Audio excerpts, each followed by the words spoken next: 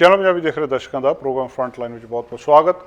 ਦੋਸਤੋ ਹਾਜ਼ਰ ਅੱਜ ਦੇ ਕੁਝ ਮੁੱਦੇ ਕੈਨੇਡਾ ਦੇ ਜਿਹੜੇ ਕੁਝ ਮਸਲੇ ਚਰਚਾ ਦੇ ਵਿੱਚ ਉਹਨਾਂ ਤੁਹਾਡੇ ਨਾਲ ਸਾਂਝੇ ਕਰਨ ਦੇ ਲਈ ਫੈਸਟੀਵਲ ਸੀਜ਼ਨ ਹੈ ਇਸ ਵੇਲੇ ਤੇ ਚੋਰ ਬਹੁਤ ਸਰਗਰਮ ਨੇ। ਇਹਦੇ ਬਾਰੇ ਗੱਲਬਾਤ ਕਰਨੀ ਹੈ ਤੁਹਾਡੇ ਨਾਲ। ਇੱਕ ਨਵਾਂ ਮਾਮਲਾ ਸਾਹਮਣੇ ਆਇਆ ਵੀ ਸ਼ੂਗਰ ਦੀ ਦਵਾਈ ਦੀ ਕਮੀ ਹੋ ਸਕਦੀ ਹੈ ਕੈਨੇਡਾ ਦੇ ਵਿੱਚ ਆਉਣ ਵਾਲੇ ਸਮੇਂ ਦੇ ਵਿੱਚ। ਅਮਰੀਕਾ ਦੇ ਵਿੱਚ ਕਮੀ ਹੋ ਗਈ ਹੈ। ਇਹ ਕੀ ਮਾਮਲਾ ਆ ਜਿਹੜਾ CRA ਦੀਆਂ ਸ਼ਿਕਾਇਤਾਂ ਦੇ ਵਿੱਚ ਵਾਧਾ ਹੋਇਆ ਕੈਨੇਡਾ ਦੇ ਵਿੱਚ। ਇੱਕ ਚੋਰੀ ਦੀ ਘਟਨਾ ਸਾਹਮਣੇ ਆਈ ਹੈ ਜਿਹਦੇ ਵਿੱਚ ਬੱਚਿਆਂ ਦੇ ਸਮੇਤ ਕਾਰ ਚੋਰੀ ਕਰਕੇ ਲੈ ਗਿਆ। ਬਾਅਦ 'ਚ ਪੁਲਿਸ ਨੇ ਫੜ ਲਿਆ। ਘਰਾਂ ਦੀ ਮੌਰਗੇਜ ਦੇ ਕਰਕੇ ਲੋਕ ਔਖੇ ਨੇ ਇਸ ਵੇਲੇ ਕਿਉਂਕਿ ਵਿਆਜ ਦਰਾਂ ਲਗਾਤਾਰ ਵਧੀ ਜਾ ਰਹੀਆਂ। ਵਿਨੀਪੈਗ ਵਿੱਚ ਮਲਬੇ ਹੇਠਾਂ ਦੱਬੀਆਂ ਔਰਤ ਦੀਆਂ ਲਾਸ਼ਾਂ ਦਾ ਮਾਮਲਾ ਹੁਣ ਫੇਰ ਚਰਚਾ ਦੇ ਵਿੱਚ ਆ ਗਿਆ ਆ। ਇਹ ਗੱਲਬਾਤ ਤੁਹਾਡੇ ਨਾਲ ਕਰਨੀ ਆ। ਕੈਨੇਡਾ ਦੇ ਵਿੱਚ ਡਾਕਟਰਾਂ ਵੱਲੋਂ ਮਦਦ ਦੇ ਲਈ ਆਪਣੇ ਅਸਿਸਟੈਂਸ ਦੀ ਮੰਗ ਕੀਤੀ ਜਾ ਰਹੀ ਹੈ ਵੀ ਡਾਕਟਰ ਕਹਿੰਦੇ ਸਾਨੂੰ ਅਸਿਸਟੈਂਸ ਦੇ ਦਿਓ ਤਾਂ ਅਸੀਂ ਕੰਮ ਜਿਹੜਾ ਜ਼ਿਆਦਾ ਚੰਗੀ ਤਰ੍ਹਾਂ ਕਰ ਸਕਦੇ ਹਾਂ। ਹਰ ਸਾਲ ਜਿੱਦਾਂ ਲੋਕ ਇੰਡੀਆ ਤੋਂ ਇੱਥੇ ਆਉਂਦੇ ਆ, ਇੱਥੋਂ ਅਮਰੀਕਾ ਨੂੰ ਜਾਂਦੇ ਜਾਂ ਦੂਜੇ ਦੇਸ਼ਾਂ ਨੂੰ, ਹੁਣ ਪਿਛਲੇ ਸਮੇਂ ਤੋਂ ਕੈਨੇਡਾ ਤੋਂ ਅਮਰੀਕਾ ਜਾਣ ਦੀ ਗਿਣਤੀ ਘਟ ਗਈ ਆ। ਅਤੇ ਏਵੀਅਨ ਫਲੂ ਦੇ ਕਾਰਨ ਇਸ ਵਾਰੀ ਟਰਕੀ ਦੀ ਕਮੀ ਆ। ਬਹੁਤ ਸਾਰੇ ਲੋਕ ਜਿਹੜੇ ਇੱਥੇ ਜਿਸ ਤਰੀਕੇ ਨਾਲ ਟਰਡੀਸ਼ਨ ਆ ਟਰਕੀ ਖਾਂਦੇ ਆ ਕ੍ਰਿਸਮਸ ਨਿਊ ਈਅਰ ਜਿੱਦਾਂ ਥੈਂਕਸ ਗਿਵਿੰਗ ਆ। ਅਤੇ ਹੁਣ ਥੈਂਕਸ ਗਿਵਿੰਗ ਲੰਘ ਗਿਆ ਪਰ ਇਹਨਾਂ ਤਿਉਹਾਰਾਂ ਦੇ ਉੱਤੇ ਟਰਕੀ ਦੀ ਕਮੀ ਹੋ ਸਕਦੀ ਹੈ। ਸੋ ਇਹ ਗੱਲਾਂ ਮੈਂ ਤੁਹਾਡੇ ਨਾਲ ਅੱਜ ਜਿਹੜੀਆਂ ਕਰਨੀਆਂ ਆ। ਸਭ ਤੋਂ ਪਹਿਲੀ ਗੱਲਬਾਤ ਅੱਜ ਜਿਹੜੀ ਚੋਰਾਂ ਦੇ ਮਾਮਲੇ ਦੇ ਵਿੱਚ RCMP ਨੇ ਇੱਕ ਕੈਮਲੂਪਸ ਦੇ ਵਿੱਚ ਬ੍ਰਿਟਿਸ਼ ਕੋਲੰਬੀਆ ਦਾ ਸ਼ਹਿਰ ਕੈਮਲੂਪਸ, ਉੱਥੇ RCMP ਨੇ ਇੱਕ ਹਦਾਇਤਾਂ ਜਾਰੀ ਕੀਤੀਆਂ ਜਾਂ ਇੱਦਾਂ ਕਹਿ ਲਓ ਲੋਕਾਂ ਨੂੰ ਟਿਪਸ ਦਿੱਤੀਆਂ ਜਿਹੜੀਆਂ ਕਿ ਹਰ ਥਾਂ ਦੇ ਉੱਤੇ ਉਹ ਕਹਿੰਦੇ ਲਾਗੂ ਕੀਤੀਆਂ ਜਾ ਸਕਦੀਆਂ ਅਤੇ ਤੁਸੀਂ ਇਹਦੇ ਨਾਲ ਚੋਰਾਂ ਤੋਂ ਬਚ ਸਕਦੇ ਆ। ਚੋਰੀਆਂ ਇਸ ਵੇਲੇ ਕਿਉਂਕਿ ਗਿਫਟ ਬਹੁਤ ਸਾਰੇ ਲੋਕ ਆਰਡਰ ਕਰਦੇ ਆ, ਹੁਣ ਬਹੁਤਾ ਕੁਛ ਆਨਲਾਈਨ ਆ। ਕ੍ਰਿਸਮਸ ਦੇ ਉੱਤੇ ਬਹੁਤ ਕੁਛ ਜਿਹੜਾ ਇੱਕ ਦੂਜੇ ਨੂੰ ਦੇਣਾ ਲੈਣਾ ਹੁੰਦਾ, ਤੋਹਫੇ ਜਿਹੜੇ ਉਹ ਟਰੀਜ਼ ਦੇ ਥੱਲੇ ਰੱਖੇ ਜਾਂਦੇ ਆ ਜਾਂ ਹੋਰ ਸਾਰਾ ਕੁਛ। ਉਸ ਮਾਮਲੇ ਦੇ ਵਿੱਚ ਜਿਹੜੇ ਪੈਕੇਜ ਕਹਿੰਦੇ ਤੁਹਾਡੇ ਆਉਂਦੇ ਆ ਅਤੇ ਡਿਲੀਵਰ ਕਰ ਦਿੱਤੇ ਜਾਂਦੇ ਤੁਹਾਡੇ ਡੋਰ ਸਟੈਪ ਦੇ ਉੱਤੇ, ਉਹਦੇ ਨਾਲ ਫਿਰ ਜਿਹੜੀਆਂ ਉਹ ਸ਼ਾਪਿੰਗ ਕਾਰਟਸ ਨੇ ਘਰਾਂ ਵੱਲੋਂ ਜਿੱਦਾਂ ਜਾ ਰਹੀਆਂ, ਤੁਸੀਂ ਦੇਖ ਲਓ ਵੀ ਹੌਲੀਡੇਜ਼ ਕਰਕੇ ਜਿਸ ਤਰੀਕੇ ਦੇ ਨਾਲ ਹੋ ਰਿਹਾ, ਅਤੇ ਉਹਨਾਂ ਚੀਜ਼ਾਂ ਨੂੰ ਲੋਕ ਚੱਕ ਕੇ ਲੈ ਜਾਂਦੇ ਆ। ਮਤਲਬ ਉਹ ਜਿਹੜੇ ਚੋਰ ਨੇ ਅੱਜ ਕੱਲ੍ਹ ਜ਼ਿਆਦਾ ਸਰਗਰਮ ਨੇ ਇਸ ਮਾਮਲੇ ਦੇ ਵਿੱਚ। ਅਤੇ ਇੱਥੇ ਕਹਿੰਦੇ ਥੋੜ੍ਹਾ ਜਿਹਾ ਜ਼ਿਆਦਾ ਮਤਲਬ ਇਹ ਉਹਨਾਂ ਕੋਲ ਬਹੁਤ ਵਧੀਆ ਅਪਰਚੁਨਿਟੀ ਹੈ ਇੱਕ ਚੋਰੀ ਕਰਨ ਦੀ ਚੋਰਾਂ ਦੇ ਕੋਲ ਇਸ ਵੇਲੇ ਇਹਨਾਂ ਦਿਨਾਂ ਦੇ ਵਿੱਚ। ਅਤੇ ਉਹ ਕਹਿੰਦੇ ਜੇ ਥੋੜ੍ਹੇ ਜਿਹੇ ਤੁਸੀਂ ਧਿਆਨ ਰੱਖ ਲਓ ਇਸ ਮਾਮਲੇ ਦੇ ਵਿੱਚ ਤਾਂ ਬਚਿਆ ਜਾ ਸਕਦਾ ਇਸ ਚੀਜ਼ ਦੇ ਨਾਲ। ਇੱਕ ਤਾਂ ਉਹ ਇਹ ਕਹਿੰਦੇ ਆ ਕਿ ਜਿਹੜਾ ਤੁਸੀਂ ਉਹਨੂੰ ਜਿਹੜਾ ਚੀਜ਼ ਖਰੀਦੀ ਆ ਉਹਨੂੰ ਬਚਾਉਣ ਦੇ ਲਈ ਜਦੋਂ ਤੁਸੀਂ ਕੋਈ ਜਿਹੜੀ ਸ਼ਿਪ ਕਰਾਉਂਦੇ ਆ ਕਿਸੇ ਚੀਜ਼ ਨੂੰ ਕਿ ਸਾਡੇ ਘਰ ਦੇ ਵਿੱਚ ਦੇ ਜਾਓ, ਉੱਥੇ ਇਹ ਰੈਕਮੈਂਡ ਕੀਤਾ ਜਾ ਰਿਹਾ ਕਿ ਉਹਨੂੰ ਟਰੈਕ ਕਰੋ ਪੈਕੇਜ ਨੂੰ ਆਪਣੇ ਨੂੰ, ਅਤੇ ਫਿਰ ਇਹ ਰਿਕੁਐਸਟ ਕਰੋ ਕਿ ਤੁਹਾਡੇ ਸਿਗਨੇਚਰ ਕਰਾ ਕੇ ਲੈ ਕੇ ਜਾਵੇ, ਵੀ ਸਿਗਨੇਚਰ ਕਰਵਾ ਕੇ ਚੀਜ਼ ਤੁਹਾਨੂੰ ਰਿਸੀਵ ਕਰਾਵੇ। ਦੂਜਾ ਤੁਸੀਂ ਘਰ ਦੇ ਵਿੱਚ ਨਹੀਂ ਆ, ਕਹਿੰਦੇ ਗੁਆਂਢੀਆਂ ਦੀ ਮਦਦ ਲੈ ਲਓ, ਉਹਨਾਂ ਨੂੰ ਕਹਿ ਦਿਓ ਵੀ ਉਹ ਕੁਛ ਸਾਈਨ ਕਰ ਲੈਣ, ਜਾਂ ਉਹ ਜੇ ਤੁਹਾਡੇ ਜਿਹੜਾ ਡੋਰ ਦੇ ਅੱਗੇ ਪੈਕੇਟ ਰੱਖ ਜਾਂਦਾ ਹੈ ਕੋਈ ਜਿਹੜਾ ਡਿਲੀਵਰੀ ਵਾਲਾ, ਥੋੜ੍ਹੀ ਬਹੁਤੀ ਉਹਦੇ ਉੱਤੇ ਨਿਗਾਹ ਰੱਖਣ ਕਿ ਕੋਈ ਚੱਕ ਕੇ ਨਾ ਲੈ ਜਾਵੇ। ਇਹ ਇਸ ਕਰਕੇ ਦੱਸਿਆ ਜਾ ਰਿਹਾ ਕਿਉਂਕਿ ਗਿਣਤੀ ਬਹੁਤ ਵਧੀ ਹੈ ਇਹਨਾਂ ਚੋਰੀਆਂ ਦੀ ਇਹਨਾਂ ਦਿਨਾਂ ਦੇ ਵਿੱਚ, ਅਤੇ ਆਉਣ ਵਾਲੇ ਸਮੇਂ ਦੇ ਵਿੱਚ ਅਜੇ ਹੋਰ ਇਹ ਗਿਣਤੀ ਵੱਧ ਸਕਦੀ ਹੈ। ਦੂਜਾ ਜਿਹੜਾ ਸਟੋਰ ਜਾਂ ਮਾਲ ਆ ਉੱਥੇ ਉਹ ਕਹਿੰਦੇ ਵੀ ਤੁਸੀਂ ਜਿਹੜੀ ਪਾਰਕਿੰਗ ਕਰਦੇ ਜਿਹੜੀ ਦੂਜੀ ਚੋਰੀ ਸਭ ਤੋਂ ਵੱਧ ਹੋ ਰਹੀ ਆ, ਇੱਕ ਸਟੋਰ ਦੇ ਉੱਤੇ ਤੁਸੀਂ ਸਮਾਨ ਬਾਏ ਕੀਤਾ ਅਤੇ ਉਹਨੂੰ ਕਾਰ ਦੇ ਵਿੱਚ ਰੱਖ ਕੇ ਅਤੇ ਦੂਜੀ ਥਾਂ ਦੇ ਉੱਤੇ ਚਲੇ ਗਿਆ, ਅਤੇ ਪਿੱਛੋਂ ਤੁਹਾਡੀ ਕਾਰ ਦੇ ਵਿੱਚੋਂ ਕੋਈ ਸਮਾਨ ਚੱਕ ਕੇ ਲਿਜਾ ਸਕਦਾ, ਜਾਂ ਤਾਂ ਕਾਰ ਤੋੜ ਵੀ ਸਕਦਾ ਅਤੇ ਜਾਂ ਫਿਰ ਉਹਨੂੰ ਕਿਸੇ ਤਰੀਕੇ ਦੇ ਨਾਲ ਖੋਲ੍ਹ ਸਕਦੇ ਹੋ। ਕਹਿੰਦੇ ਵਿੱਚ ਨਾ ਰੱਖੋ, ਇਹਨੂੰ ਟਰੰਕ ਦੇ ਵਿੱਚ ਰੱਖੋ, ਟਰੰਕ ਦੇ ਵਿੱਚ ਪਿੱਛੇ ਲੌਕ ਚੈੱਕ ਕਰਕੇ ਜਾਓ ਜਾਣ ਲੱਗੇ। ਅਤੇ ਦੂਜਾ ਜਿਹੜਾ ਹੈ ਕਿ ਉਹਦੇ ਨਾਲ ਤੁਹਾਡੇ ਦੂਜਾ ਹੈਗਾ ਐਂਟਰੈਂਸ ਦੇ ਨੇੜੇ ਜੇ ਪਾਰਕਿੰਗ ਮਿਲਦੀ ਆ ਅਤੇ ਉੱਥੇ ਪਾਰਕ ਕਰੋ ਆਪਣੀ ਗੱਡੀ ਨੂੰ। ਜੇ ਬਹੁਤ ਸਾਰੇ ਪਾਰਕਿੰਗ ਸਪਾਟ ਅਵੇਲੇਬਲ ਆ ਅਤੇ ਪਾਸੇ-ਆਸੇ ਕਰਨ ਦੀ ਬਜਾਏ ਐਂਟਰੈਂਸ ਜਾਂ ਉਹ ਥਾਂ ਜਿੱਥੇ ਜ਼ਿਆਦਾ ਲੋਕ ਆਉਂਦੇ ਜਾਂਦੇ ਆ ਉਹਦੇ ਨੇੜੇ ਪਾਰਕ ਕਰੋ, ਉੱਥੇ ਚੋਰੀ ਦੇ ਚਾਂਸਸ ਜਿਹੜੇ ਘਟ ਜਾਂਦੇ ਆ। ਅਤੇ ਇਸ ਕਰਕੇ ਇਹਦੇ ਨਾਲ ਕਹਿੰਦੇ ਜਿਹੜਾ ਤੁਹਾਡਾ ਜਿਹੜਾ ਦੂਜਾ ਇਹ ਆ ਕਿ ਤੁਹਾਡੇ ਕੋਲੋਂ ਵੀ ਖੋਹ ਕੇ ਕਈ ਵਾਰੀ ਭੱਜ ਜਾਂਦੇ ਆ ਲੋਕ। ਤੁਸੀਂ ਆਪਣੇ ਉੱਥੋਂ ਲੈ ਕੇ ਸਟੋਰ ਦੇ ਅੰਦਰੋਂ ਬੈਗ ਫੜ ਕੇ ਦੋਵਾਂ ਹੱਥਾਂ ਦੇ ਵਿੱਚ ਅਤੇ ਕਾਰ ਤੱਕ ਆ ਰਹੇ ਹੋ, ਉਹ ਡਿਸਟੈਂਸ ਜਿੰਨਾ ਘੱਟ ਹੋਊਗਾ ਉਹਨਾਂ ਵੀ ਚੱਕਾ ਰਹੂਗਾ, ਜਿਹੜਾ ਬਚਾਅ ਰਹੂਗਾ। ਦੂਜਾ ਇਹ ਚਾਹੇ ਐਗਜ਼ਿਟ ਆ ਅਤੇ ਚਾਹੇ ਐਂਟਰੈਂਸ ਆ, ਉਹਦੇ ਨੇੜੇ ਤੇੜੇ ਰਹੋ ਅਤੇ ਤੁਹਾਨੂੰ ਜੇ ਕੋਈ ਬ੍ਰੇਕ ਇਨ ਹੁੰਦੀ ਆ ਤਾਂ ਉਹਦਾ ਕਿਸੇ ਨਾ ਕਿਸੇ ਨੂੰ ਪਤਾ ਲੱਗ ਜੂਗਾ ਅਤੇ ਉਹਦੇ ਨਾਲ ਇਹਦੇ ਤੋਂ ਵੀ ਬਚਾਅ ਹੋ ਸਕਦਾ ਆ। ਦੂਜਾ ਇਹ ਆ ਵੀ ਜਿਹੜੀਆਂ ਲਾਈਟਾਂ ਆ ਉਹ ਆਲੇ ਦੁਆਲੇ ਜੇ ਤੁਹਾਡੇ ਜਗਦੀਆਂ ਘਰ ਦੇ ਤਾਂ ਉਹਨਾਂ ਨੂੰ ਜਗਾ ਕੇ ਰੱਖੋ, ਡੋਰ ਲੌਕ ਰੱਖੋ, ਅਤੇ ਜਿੱਥੇ ਲਾਈਟ ਦੇ ਥੱਲੇ ਵੀ ਚੋਰ ਘੱਟ ਆਉਣਗੇ। ਜੇ ਕੋਈ ਕਾਰ ਪਾਰਕ ਕੀਤੀ ਆ ਜਾਂ ਘਰ ਦੇ ਵਿੱਚ ਕਿਤੇ ਵੀ ਜਿੱਥੇ ਲਾਈਟ ਆ ਉਹਦੇ ਵਿੱਚ ਚਾਂਸਸ ਕਹਿੰਦੇ ਹੋਰ ਵੀ ਜ਼ਿਆਦਾ ਘੱਟ ਜਾਂਦੇ ਆ। ਅਤੇ ਟਾਈਮਰ ਤੁਸੀਂ ਯੂਜ਼ ਕਰ ਸਕਦੇ ਆ ਇਨਡੋਰ ਲਾਈਟਸ ਦੇ ਲਈ, ਜਾਂ ਜਿਹੜੇ tamper proof motion sensor lights ਹੈਗੀਆਂ ਉਹਨਾਂ ਨੂੰ ਤੁਸੀਂ ਜਿੱਦਾਂ ਘਰਾਂ ਦੇ ਵਿੱਚ ਲੱਗੀਆਂ ਉਹਦੇ ਨਾਲ ਵੀ ਕਾਫੀ ਬਚਾਅ ਹੋ ਜਾਂਦਾ। ਲਾਈਟ ਜਿਹੜੀ ਆ ਕਹਿੰਦੇ ਬਹੁਤ ਵੱਡਾ ਟੂਲ ਆ, most effective crime prevention tool ਦੱਸਿਆ ਜਾ ਰਿਹਾ। ਜਿਹੜੇ ਕ੍ਰਿਮੀਨਲ ਦਾ ਇੱਕੋ ਇੱਕ ਕੋਸ਼ਿਸ਼ ਆ ਵੀ ਉਹ ਇਹ ਚਾਹੁੰਦਾ ਮੈਨੂੰ ਦੇਖੇ ਨਾ ਕੋਈ, ਮਤਲਬ ਉਹਦਾ ਬਚਣਾ ਉਹਦੀ ਕੋਸ਼ਿਸ਼ ਹੁੰਦੀ ਹੈ। ਤੇ ਜੇ ਤੁਸੀਂ ਜਿੰਨੀ ਜ਼ਿਆਦਾ ਲਾਈਟ ਦੇ ਆਲੇ ਦੁਆਲੇ ਵਰਤੋਂ ਕਰੋਗੇ ਘਰਾਂ ਦੇ ਇਹਨਾਂ ਦਿਨਾਂ ਦੇ ਵਿੱਚ ਤਾਂ ਉਨਾ ਜ਼ਿਆਦਾ ਇਹਦੇ ਤੋਂ ਬਚਿਆ ਜਾ ਸਕਦਾ ਆ। ਤੇ ਜਿਹੜਾ ਦੂਜੀ ਗੱਲ ਆ ਕਿ ਲੋਕ ਜਿਹੜੇ ਵਕੇਸ਼ਨ ਦੇ ਉੱਤੇ ਇਹਨਾਂ ਦਿਨਾਂ ਦੇ ਵਿੱਚ ਜਾਂਦੇ ਆ ਤੇ ਉਹ ਵੀ ਕਹਿੰਦੇ ਦੇਖੋ ਕਿ ਤੁਸੀਂ ਜਿਹੜਾ ਡਰਾਈਵੇ ਵਗੈਰਾ ਆ ਉਹਦੇ ਵਿੱਚ ਸ਼ਵਲ ਕਿੱਦਾਂ ਕੀਤਾ ਜਾਣਾ ਜਾਂ ਤੇ ਉਹਨੂੰ ਕਿੱਦਾਂ ਬਚਾ ਰੱਖਿਆ ਜਾਣਾ। ਤੇ ਜਿਹੜਾ ਦੂਜਾ ਵੀ ਜਿਹੜਾ ਤੁਹਾਡਾ ਟਰੈਵਲ ਪਲਾਨ ਆ ਉਹਨੂੰ ਸ਼ੇਅਰ ਨਾ ਕਰੋ। ਬਹੁਤ ਸਾਰੇ ਲੋਕ ਦੱਸ ਦਿੰਦੇ ਵੀ ਅਸੀਂ ਅੱਜ ਇੰਨੇ ਦਿਨਾਂ ਲਈ ਸੋਸ਼ਲ ਮੀਡੀਆ ਦੇ ਉੱਤੇ ਪਾਉਂਦੇ ਵੀ ਅਸੀਂ ਚੱਲੇ ਆ ਜਾਂ ਉਹਦੇ ਥਾਂ ਦੇ ਉੱਤੇ ਗਏ ਆ ਅਸੀਂ, ਉਹ ਕਹਿੰਦੇ ਬਾਅਦ 'ਚ ਆ ਕੇ ਫੋਟੋ ਪਾ ਲਓ, ਉਸ ਵੇਲੇ ਨਾ ਪਾਓ। ਤੁਹਾਡੇ ਘਰ ਦੇ ਵਿੱਚ ਇਹਨੂੰ ਦੇਖ ਕੇ ਕਾਫੀ ਜ਼ਿਆਦਾ ਚਾਂਸਿਸ ਵੱਧ ਜਾਂਦੇ ਆ ਕਿ ਚੋਰੀ ਹੋ ਸਕਦੀ ਆ। ਇਹ ਖੁਸ਼ੀਆਂ ਦਾ ਸਮਾਂ ਹੁੰਦਾ ਇਸ ਵੇਲੇ, ਸਾਰੇ ਸਾਲ ਦਾ ਤਿਉਹਾਰਾਂ ਦਾ ਦਿਨ ਆ, ਤੇ ਜੇ ਇੱਦਾਂ ਦੀ ਕੋਈ ਗੱਲਬਾਤ ਹੋ ਜਾਂਦੀ ਹੈ ਤਾਂ ਫਿਰ ਉਹ ਖੁਸ਼ੀਆਂ ਕਿਰਕਰੀਆਂ ਹੋ ਜਾਂਦੀਆਂ। ਇਹ RCMP ਨੇ ਕੁਝ ਟਿਪਸ ਦੱਸੀਆਂ ਕਿ ਇਹਨਾਂ ਦਿਨਾਂ ਦੇ ਵਿੱਚ ਆਪਣਾ ਬਚਾਅ ਕੀਤਾ ਜਾ ਸਕਦਾ। ਮੋਟਾਪਾ ਦੁਨੀਆ ਦੇ ਵਿੱਚ ਬਹੁਤ ਵੱਡੀ ਸਮੱਸਿਆ ਆ। ਅਮਰੀਕਾ ਵਰਗੇ ਦੇਸ਼ ਦੇ ਵਿੱਚ ਵੀ ਮੋਟਾਪਾ ਇੱਕ ਬਹੁਤ ਵੱਡੀ ਸਮੱਸਿਆ ਆ ਤੇ ਇਹਨੂੰ ਟਰੀਟ ਕਰਨ ਦੇ ਲੋਕ ਸੌਖਾ ਤਰੀਕਾ ਲੱਭਦੇ ਆ। ਜਿਹੜੇ ਡਾਕਟਰ ਜਾਂ ਵਿਗਿਆਨੀ ਦੱਸਦੇ ਆ ਕਿ ਖਾਣੇ ਨੂੰ ਘਟਾ ਕੇ ਤੇ ਕੰਮ ਨੂੰ ਵਧਾ ਦਿਓ, ਮੋਟਾਪਾ ਆਪਣੇ ਆਪ ਘਟ ਜਾਂਦਾ। ਪਰ ਅੱਜ ਦਾ ਸਮੇਂ ਦੇ ਵਿੱਚ ਲੋਕ ਕੋਈ ਨਾ ਕੋਈ ਇਹੋ ਜਿਹਾ ਤਰੀਕਾ ਲੱਭਦੇ ਆ ਜਿਹਦੇ ਨਾਲ ਬਿਨਾਂ ਕਿਸੇ ਖੇਚਲ ਤੋਂ ਮੋਟਾਪਾ ਘਟ ਜਾਵੇ। ਤੇ ਇੱਕ ਤਰੀਕਾ ਹੁਣ ਲੋਕਾਂ ਨੇ ਇਹ ਲੱਭਿਆ ਆ ਕਿ ਜਿਹੜੀ ਟਾਈਪ 2 ਡਾਇਬਟੀਜ਼ ਆ, ਜਿਨ੍ਹਾਂ ਨੂੰ ਸ਼ੂਗਰ ਹੋ ਜਾਂਦੀ ਆ, ਓਜ਼ੈਂਪਿਕ ਇੱਕ ਦਵਾਈ ਦੱਸਦੇ ਆ ਕਿ ਉਹਦੇ ਨਾਲ ਮੋਟਾਪਾ ਘਟ ਜਾਂਦਾ। ਹਾਲਾਂਕਿ ਕਹਿੰਦੇ ਗਲਤ ਆ। ਬਹੁਤ ਸਾਰੀਆਂ ਸੈਲੀਬ੍ਰਿਟੀਜ਼ ਨੇ ਜਿਹੜੀਆਂ ਉਹਨਾਂ ਨੇ ਸੋਸ਼ਲ ਮੀਡੀਆ ਦੇ ਉੱਤੇ ਆਪਣਾ ਇਹ ਲਿਖ ਕੇ ਪਾ ਦਿੱਤਾ ਵੀ ਆਹ ਦਵਾਈ ਲੈਣ ਦੇ ਨਾਲ ਸਾਡਾ ਮੋਟਾਪਾ ਘਟ ਗਿਆ। ਇਹਨੂੰ ਜਿਹੜੀ ਸਮੈਗਲੂਟੀਡ ਇਹ ਦੱਸਦੇ ਆ, ਇਹਦਾ ਕੈਮੀਕਲ ਦਾ ਨਾਂ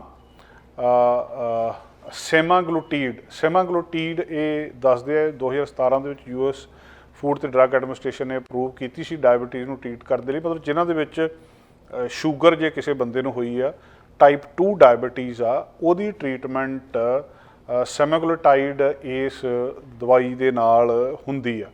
ਤੇ ਇਹ ਡਾਇਬਟੀਜ਼ ਨੂੰ ਟਰੀਟ ਕਰਦੀ ਆ, ਪਰ ਇਹਦੇ ਨਾਲ weight loss ਦੇ ਰਿਜ਼ਲਟਸ ਵੀ ਸਾਹਮਣੇ ਆਉਂਦੇ, weight loss ਵੀ ਹੁੰਦਾ ਆ। ਇਹ ਗੱਲ ਜਿਹੜੀ US food and drug administration ਆ ਉਹਨੇ ਕਹੀ ਸੀ। ਹੁਣ ਜਿਹੜੀ ਇਹਦਾ ਬ੍ਰਾਂਡ ਨੇਮ ਆ ਓਜ਼ੈਂਪਿਕ, ਇਹਦੇ ਨਾਂ ਦੇ ਥੱਲੇ ਇਹ ਵੇਚੀ ਜਾਂਦੀ ਆ। ਤੇ ਇਹ ਜਿਹੜੀ ਡਰੱਗ ਮੈਨੂਫੈਕਚਰ ਨੋਵਾ ਨੋਰਡਿਸਕ ਪ੍ਰੋਡਿਊਸ ਕਰਦੀ ਆ ਇਹਨੂੰ, ਤੇ ਹੈਲਥ ਕੈਨੇਡਾ ਨੇ ਇਹਨੂੰ ਅਪਰੂਵ ਕੀਤਾ ਹੈ। ਪਿਛਲੇ ਕੁਝ ਮਹੀਨਿਆਂ ਦੇ ਵਿੱਚ ਕੁਝ ਵੱਡੇ ਨਾਂ ਅਮੀਰ ਬੰਦੇ, ਜਿਹਨਾਂ ਦੇ ਐਲਨ ਮਸਕ ਵੀ ਜਿਹਨਾਂ ਦੇ ਵਿੱਚੋਂ ਇੱਕ ਆ, ਉਹਨਾਂ ਨੇ ਆਪਣਾ ਮਤਲਬ ਸੋਸ਼ਲ ਮੀਡੀਆ ਦੇ ਉੱਤੇ ਕਹਿ ਦਿੱਤਾ ਕਿ ਜਿਹੜਾ ਸੈਮਾਗਲੂਟਾਈਡ ਮੈਡੀਕੇਸ਼ਨ ਆ ਇਹਦੇ ਨਾਲ ਸਾਡਾ ਭਾਰ ਘਟ ਗਿਆ। ਤੇ ਹੁਣ ਉਹ ਜਦੋਂ ਇੱਕ ਏਡਾ ਵੱਡਾ ਬੰਦਾ ਕਹਦੇ ਵੀ ਇਸ ਚੀਜ਼ ਦੇ ਨਾਲ ਮੇਰਾ ਭਾਰ ਘਟ ਗਿਆ, ਤੇ ਫਿਰ ਲੋਕ ਦੇਖੋ ਦੇਖੀ ਉਹਦੀ ਵਰਤੋਂ ਕਰਨੀ ਸ਼ੁਰੂ ਕਰ ਦਿੰਦੇ ਆ। ਤੇ ਉਹ ਵਰਤੋਂ ਕਰਨੀ ਇੱਥੇ ਤੱਕ ਵੱਧ ਗਈ ਆ ਵੀ ਕਹਿੰਦੇ ਜਿਹੜੀ ਇਹ ਓਜ਼ੈਂਪਿਕ ਦੀ ਸ਼ਾਰਟੇਜ ਹੋ ਗਈ ਆ ਅਮਰੀਕਾ ਵਾਲੇ ਪਾਸੇ। ਤੇ ਜਿਹੜਾ ਇਹ ਸ਼ਾਰਟੇਜ ਆ ਹੁਣ ਜਿਹੜਾ ਮਤਲਬ ਜਿਹੜੀ ਕੈਨੇਡਾ ਦੀ ਵੈਬਸਾਈਟ ਆ ਉਹ ਦੱਸ ਰਹੀ ਹੈ ਕਿ ਕੈਨੇਡਾ ਦੇ ਵਿੱਚ ਇਹਦੀ ਕੋਈ ਸ਼ਾਰਟੇਜ ਨਹੀਂ ਆ, ਇਹ ਦਵਾਈ ਮਿਲ ਰਹੀ ਹੈ। ਪਰ ਜੇ ਅਮਰੀਕਾ ਵਾਲੇ ਪਾਸੇ ਕੁਝ ਹੋ ਗਿਆ ਤਾਂ ਆਉਣ ਵਾਲੇ ਸਮੇਂ ਦੇ ਵਿੱਚ ਇੱਧਰਲੇ ਪਾਸੇ ਵੀ ਹੋ ਸਕਦਾ। ਪਹਿਲਾਂ ਵੀ ਕੈਨੇਡਾ ਬਹੁਤ ਔਖੇ ਤਰੀਕੇ ਦੇ ਨਾਲ ਜੂਝ ਰਿਹਾ ਹੈ ਜਿਹੜੀਆਂ ਆਪਣੀਆਂ ਬੱਚਿਆਂ ਦੀਆਂ ਦਵਾਈਆਂ ਨੇ ਬੁਖਾਰ ਦੀਆਂ ਉਹਦੇ ਨਾਲ। ਤੇ ਹੁਣ ਇਹ ਦੂਜਾ ਮਾਮਲਾ ਜਿਹੜਾ ਸਾਹਮਣੇ ਆ ਗਿਆ।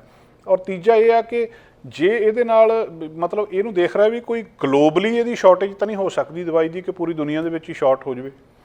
ਤੇ ਉਹ ਕਹਿੰਦੇ ਅਸੀਂ ਇਹਨੂੰ ਮਤਲਬ ਇੱਦਾਂ ਕੰਮ ਕਰ ਰਹੇ ਹਾਂ, ਜਿਹੜੀ ਹੈਲਥ ਕੈਨੇਡਾ ਕਹਿ ਰਹੀ ਆ ਕਿ ਜੇ ਗਲੋਬਲੀ ਕੁਛ ਇੱਦਾਂ ਦਾ ਹੁੰਦਾ ਵੀ ਆ ਤਾਂ ਇਹਦਾ ਜਿਹੜਾ ਲੋਕ ਜਿਹੜੇ ਡਾਇਬਟੀਜ਼ ਦੇ ਨਾਲ ਕੈਨੇਡਾ ਦੇ ਵਿੱਚ ਰਹਿ ਰਹੇ ਆ ਤੇ ਓਜ਼ੈਂਪਿਕ ਜਿਹੜੀ ਦਵਾਈ ਲੈ ਰਹੇ ਆ, ਓਜ਼ੈਂਪਿਕ ਇਹਦਾ ਬ੍ਰਾਂਡ ਦੱਸਦੇ ਆ ਜਿਹੜਾ ਬ੍ਰਾਂਡ ਨੇਮ ਦੇ ਤਹਿਤ ਵੇਚੀ ਜਾ ਰਹੀ ਆ ਇਸ ਮੋਲੀਕਿਊਲ ਨੂੰ। ਤੇ ਇਸ ਕੰਮ ਦੇ ਉੱਤੇ ਹੁਣ ਜਿਹੜੀ ਗੱਲ ਕਰ ਰਹੇ ਆ। ਦੂਜਾ ਕਹਿੰਦੇ ਇੱਕ ਤਾਂ ਟੈਂਪਰੇਰੀ ਇਹਦੀ ਥੋੜ੍ਹੀ ਜਿਹੀ ਪ੍ਰੋਡਕਸ਼ਨ ਘੱਟ ਆ, ਤੇ ਦੂਜਾ ਲੋਕ ਜਿਹੜੇ ਜ਼ਿਆਦਾ ਲੈਣ ਲੱਗ ਪਏ ਆ, ਇਹਦੇ ਨਾਲ ਮਸਲਾ ਪੈਦਾ ਹੋ ਸਕਦਾ ਦੁਨੀਆ ਦੇ ਵਿੱਚ। ਇਹਦਾ ਇੰਜੈਕਸ਼ਨ ਹੁੰਦਾ, ਇਹ ਢਿੱਡ ਦੇ ਵਿੱਚ ਲੱਗਦਾ ਜਾਂ ਆਪਣੇ ਥਾਈ ਦੇ ਵਿੱਚ ਲੱਗਦਾ ਜਾਂ ਬਾਂਹ ਦੇ ਵਿੱਚ ਲੱਗਦਾ। ਮਹੀਨੇ ਦੇ ਵਿੱਚ ਇੱਕ ਵਾਰੀ ਟਾਈਪ 2 ਡਾਇਬਟੀਜ਼ ਵਾਲੇ ਲਵਾਉਂਦੇ ਆ। ਇਹ ਬਾਡੀ ਦੇ ਵਿੱਚ ਜਿਹੜਾ ਇਹਦਾ ਆਪਣਾ ਇਨਸੂਲਿਨ ਹੁੰਦੀ ਆ ਤੁਹਾਡੀ ਬਾਡੀ ਦੇ ਵਿੱਚ, ਉਹਨੂੰ ਕਹਿੰਦੇ ਵਧਾਉਂਦੀ ਆ, ਉਹਦੀ ਪ੍ਰੋਡਕਸ਼ਨ ਨੂੰ ਵਧਾਉਂਦੀ ਆ। ਤੁਹਾਡੀ ਬਾਡੀ ਦੀ ਇਨਸੂਲਿਨ ਦੀ ਪ੍ਰੋਡਕਸ਼ਨ ਵੱਧ ਜਾਂਦੀ। ਜਿਹੜਾ ਇਨਸੂਲਿਨ ਤੁਹਾਨੂੰ ਪਤਾ ਕਿ ਉਹ ਕੈਮੀਕਲ ਆ ਜਿਹੜਾ ਬਲੱਡ ਦੇ ਵਿੱਚ ਸ਼ੂਗਰ ਲੈਵਲ ਨੂੰ ਕੰਟਰੋਲ ਕਰਦਾ। ਜਿੰਨੀ ਇਨਸੂਲਿਨ ਉਹਨੂੰ ਹੋਊਗੀ ਉਹਨੂੰ ਬਲੱਡ ਸ਼ੂਗਰ ਨੂੰ ਕੰਟਰੋਲ ਕਰ ਲੈਂਦੀ ਹੈ। ਇੱਕ ਕੰਮ ਤਾਂ ਇਹ ਕਰਦਾ ਕਿ ਇਨਸੂਲਿਨ ਦੀ ਓਨ ਪ੍ਰੋਡਕਸ਼ਨ, ਮਤਲਬ ਬਾਹਰੋਂ ਇਨਸੂਲਿਨ ਨਹੀਂ ਹੈ ਇਹ ਬਾਡੀ ਦੇ ਵਿੱਚ ਜਿਹੜੀ ਪੈਦਾ ਕੀਤਾ ਜਾਂਦਾ ਇਨਸੂਲਿਨ ਉਹਦੀ ਮਾਤਰਾ ਉਹਨੂੰ ਵਧਾ ਰਿਹਾ, ਤੇ ਦੂਜਾ ਇਹਦੇ ਨਾਲ ਕਹਿੰਦੇ ਭੁੱਖ ਨੂੰ ਘਟਾ ਦਿੰਦਾ ਇਹ। ਕੁਦਰਤੀ ਤੌਰ 'ਤੇ ਜੇ ਭੁੱਖ ਘਟ ਗਈ ਤਾਂ ਫਿਰ ਭਾਰ ਵੀ ਘਟ ਜਾਂਦਾ ਆ। ਹੁਣ ਬਹੁਤ ਸਾਰੇ ਜਿਹੜੇ ਐਂਡੋਕਰਾਈਨੋਲੋਜਿਸਟ ਨੇ ਜਾਂ ਦੂਜੇ ਨੇ, ਉਹ ਇਹਦੇ ਬਾਰੇ ਲੋਕਾਂ ਨੂੰ ਦੱਸ ਰਹੇ ਆ ਕਿ ਇਹ ਬਹੁਤ ਡੇਂਜਰਸ ਇੱਕ ਟਰੈਂਡ ਆ, ਜਿਹੜੇ ਪੇਸ਼ੈਂਟਸ ਦੇ ਵਿੱਚ ਵੀ ਜੇ ਤੁਸੀਂ ਜਿਹੜੇ ਮਤਲਬ ਲੋਕਾਂ ਨੂੰ ਤਾਂ ਸ਼ੂਗਰ ਹੋਈ ਆ ਉਹਨਾਂ ਦੇ ਉੱਤੇ ਕੰਮ ਬਹੁਤ ਕਰਦੀ ਆ, ਤੇ ਜਿਹੜੇ ਹੁਣ ਦੂਜੇ ਲੋਕਾਂ ਨੇ ਲੈਣੀ ਸ਼ੁਰੂ ਕਰ ਦਿੱਤੀ ਆ, ਤੇ ਉਹਨਾਂ ਦੇ ਲਈ ਇਹ ਮਤਲਬ ਮੈਡੀਕੇਸ਼ਨ ਤੋਂ ਬਿਨਾਂ ਨਹੀਂ ਰਿਹਾ ਜਾ ਸਕਦਾ। ਤੇ ਜਿਹੜਾ ਕੋਈ ਕੁਇਕ ਇਫੈਕਟਸ ਇਹਦੇ ਲਈ ਕਹਿੰਦੇ ਕੁਛ ਵੀ ਮਤਲਬ ਕੁਇਕ ਇਫੈਕਟਸ ਵੇਟ ਰਿਡਿਊਸ ਕਰਨ ਦੇ ਲਈ ਕਹਿੰਦੇ ਹੈ ਹੀ ਨਹੀਂ ਆ। ਜਿਹੜੇ ਡਾਕਟਰਾਂ ਨੇ ਇਹ ਗੱਲ ਕਹੀ ਆ ਵੀ ਇੱਦਾਂ ਤੁਸੀਂ ਨਹੀਂ ਕਰ ਸਕਦੇ ਕਿ ਜਿਹੜਾ ਕੁਛ ਜਿਹੜਾ ਇਹਨੂੰ ਹੌਲੀਡੇ ਸੀਜ਼ਨ ਦੇ ਵਿੱਚ ਖਾਸ ਕਰ ਲੋਕ ਜਦੋਂ ਜ਼ਿਆਦਾ ਖਾਂਦੇ ਉਹਦੇ ਨੁਕਸਾਨ ਕਹਿੰਦੇ ਦਵਾਈ ਦੇ ਇੰਨੇ ਜ਼ਿਆਦਾ ਆ, ਇਹਦੇ ਸਾਈਡ ਇਫੈਕਟ ਇੰਨੇ ਜ਼ਿਆਦਾ ਆ ਕਿ ਤੁਹਾਨੂੰ ਪਤਲੇ ਹੋਣ ਦੇ ਨਾਲ ਨਾਲ ਇਹ ਹੋਰ ਬਹੁਤ ਕੁਛ ਕਰ ਦੂਗੀ। ਨੌਜ਼ੀਆ, ਵੋਮਟਿੰਗ, ਜਿਹੜਾ ਗੈਸਟਰੋਇੰਟੇਸਟਾਈਨਲ ਅਪਸੈਟ ਆ, ਜਿਹੜਾ ਖਾਣ ਪੀਣ ਵਾਲਾ ਤੁਹਾਡਾ ਸਾਰੀ ਨਾੜਾਂ ਆ ਉਹ ਜਿਹੜੀਆਂ ਭੋਜਨ ਵਾਲੀਆਂ ਉਹ ਸਾਰੀਆਂ ਖਰਾਬ ਹੋ ਸਕਦੀਆਂ, ਉਹ ਸੀਰੀਅਸ ਸਾਈਡ ਇਫੈਕਟ ਹੋ ਸਕਦੇ ਆ ਇਹਨਾਂ ਦੇ ਵਿੱਚ। ਪਰ ਕੁਛ ਲੋਕ ਜਿਹੜੇ ਆ ਉਹ ਇਹਨੂੰ ਔਰ ਕੁਛ ਜਿਹੜੇ ਪੈਂਕਰੀਆਸ ਦੇ ਮਾਹਰ ਹੁੰਦੇ ਆ ਜਿਹੜੇ ਉਹ ਦੱਸ ਰਹੇ ਆ ਕਿ ਐਲਰਜਿਕ ਰਿਐਕਸ਼ਨ ਵੀ ਹੋ ਸਕਦੇ ਆ ਇਹਦੇ ਨਾਲ। ਤੇ ਹੁਣ ਇਹਦੇ ਉੱਤੇ ਜਿਹੜੀ ਮਹਿੰਗੀ ਵੀ ਹੁੰਦੀ ਹੈ, ਜੇਕਰ ਤੁਹਾਡੇ ਕੋਲ ਇੰਸ਼ੋਰੈਂਸ ਨਹੀਂ ਹੈ ਤਾਂ ਅਮਰੀਕਾ ਦੇ ਵਿੱਚ $900 ਦੀ ਇੱਕ ਮਹੀਨੇ ਦੀ ਸਪਲਾਈ ਮਿਲਦੀ ਆ। ਲੋਕ ਖਰੀਦ ਰਹੇ ਆ, ਖਰੀਦ ਕੇ ਹਾਲ ਕਰ ਦਿੱਤਾ ਕਿ ਦਵਾਈ ਜਿਹੜੀ ਆ ਅਮਰੀਕਾ ਦੇ ਵਿੱਚ ਸ਼ਾਰਟ ਕਰ ਦਿੱਤੀ ਆ। ਤੇ ਹੁਣ ਪਰ ਮਨਾ ਕਰ ਰਹੇ ਆ ਲੋਕ ਵੀ ਇਹਦੇ ਨਾਲ ਭਾਰ ਘਟਾਉਣ ਦਾ ਯਤਨ ਨਾ ਕਰੋ। ਜਿਹੜਾ ਤਰੀਕਾ ਹੈ ਜਾਂ ਤਾਂ ਖਾਣਾ ਘਟਾਓ, ਤੇ ਜਾਂ ਜਿਸ ਤਰੀਕੇ ਨਾਲ ਦੱਸਦੇ ਆ ਕਿ ਆਪਣਾ ਕੰਮ ਕਾਰ ਵਧਾ ਕੇ ਇਹਨੂੰ ਕੰਟਰੋਲ ਦੇ ਵਿੱਚ ਕੀਤਾ ਜਾ ਸਕਦਾ। ਜਿਹੜੇ ਕੰਪਲੇਂਟਸ CRA ਦੇ ਬਾਰੇ ਦੇ ਵਿੱਚ ਵਾਧਾ ਹੋਇਆ ਪਿਛਲੇ ਸਮੇਂ ਦੇ ਵਿੱਚ, ਟੈਕਸ ਪੇਅਰਸ ਨੇ ਜਿਹੜੀਆਂ ਇਹ ਦੱਸਿਆ ਹੈ ਕਿ ਆਲਮੋਸਟ ਡਬਲ ਹੋ ਗਈਆਂ ਪਿਛਲੇ ਸਾਲ ਦੇ ਨਾਲੋਂ, ਜਾਂ ਪ੍ਰੀ ਪੈਂਡੈਮਿਕ ਜਿਹੜਾ ਸਮਾਂ ਸੀਗਾ ਉਸ ਸਮੇਂ ਦੇ ਨਾਲੋਂ ਇਹ ਜਿਹੜੀਆਂ ਜ਼ਿਆਦਾ ਹੋ ਗਈਆਂ। ਲੋਕਾਂ ਨੂੰ ਸਮੱਸਿਆਵਾਂ ਬਹੁਤ ਸਾਰੀਆਂ ਦਾ ਸਾਹਮਣਾ ਕਰਨਾ ਪਿਆ।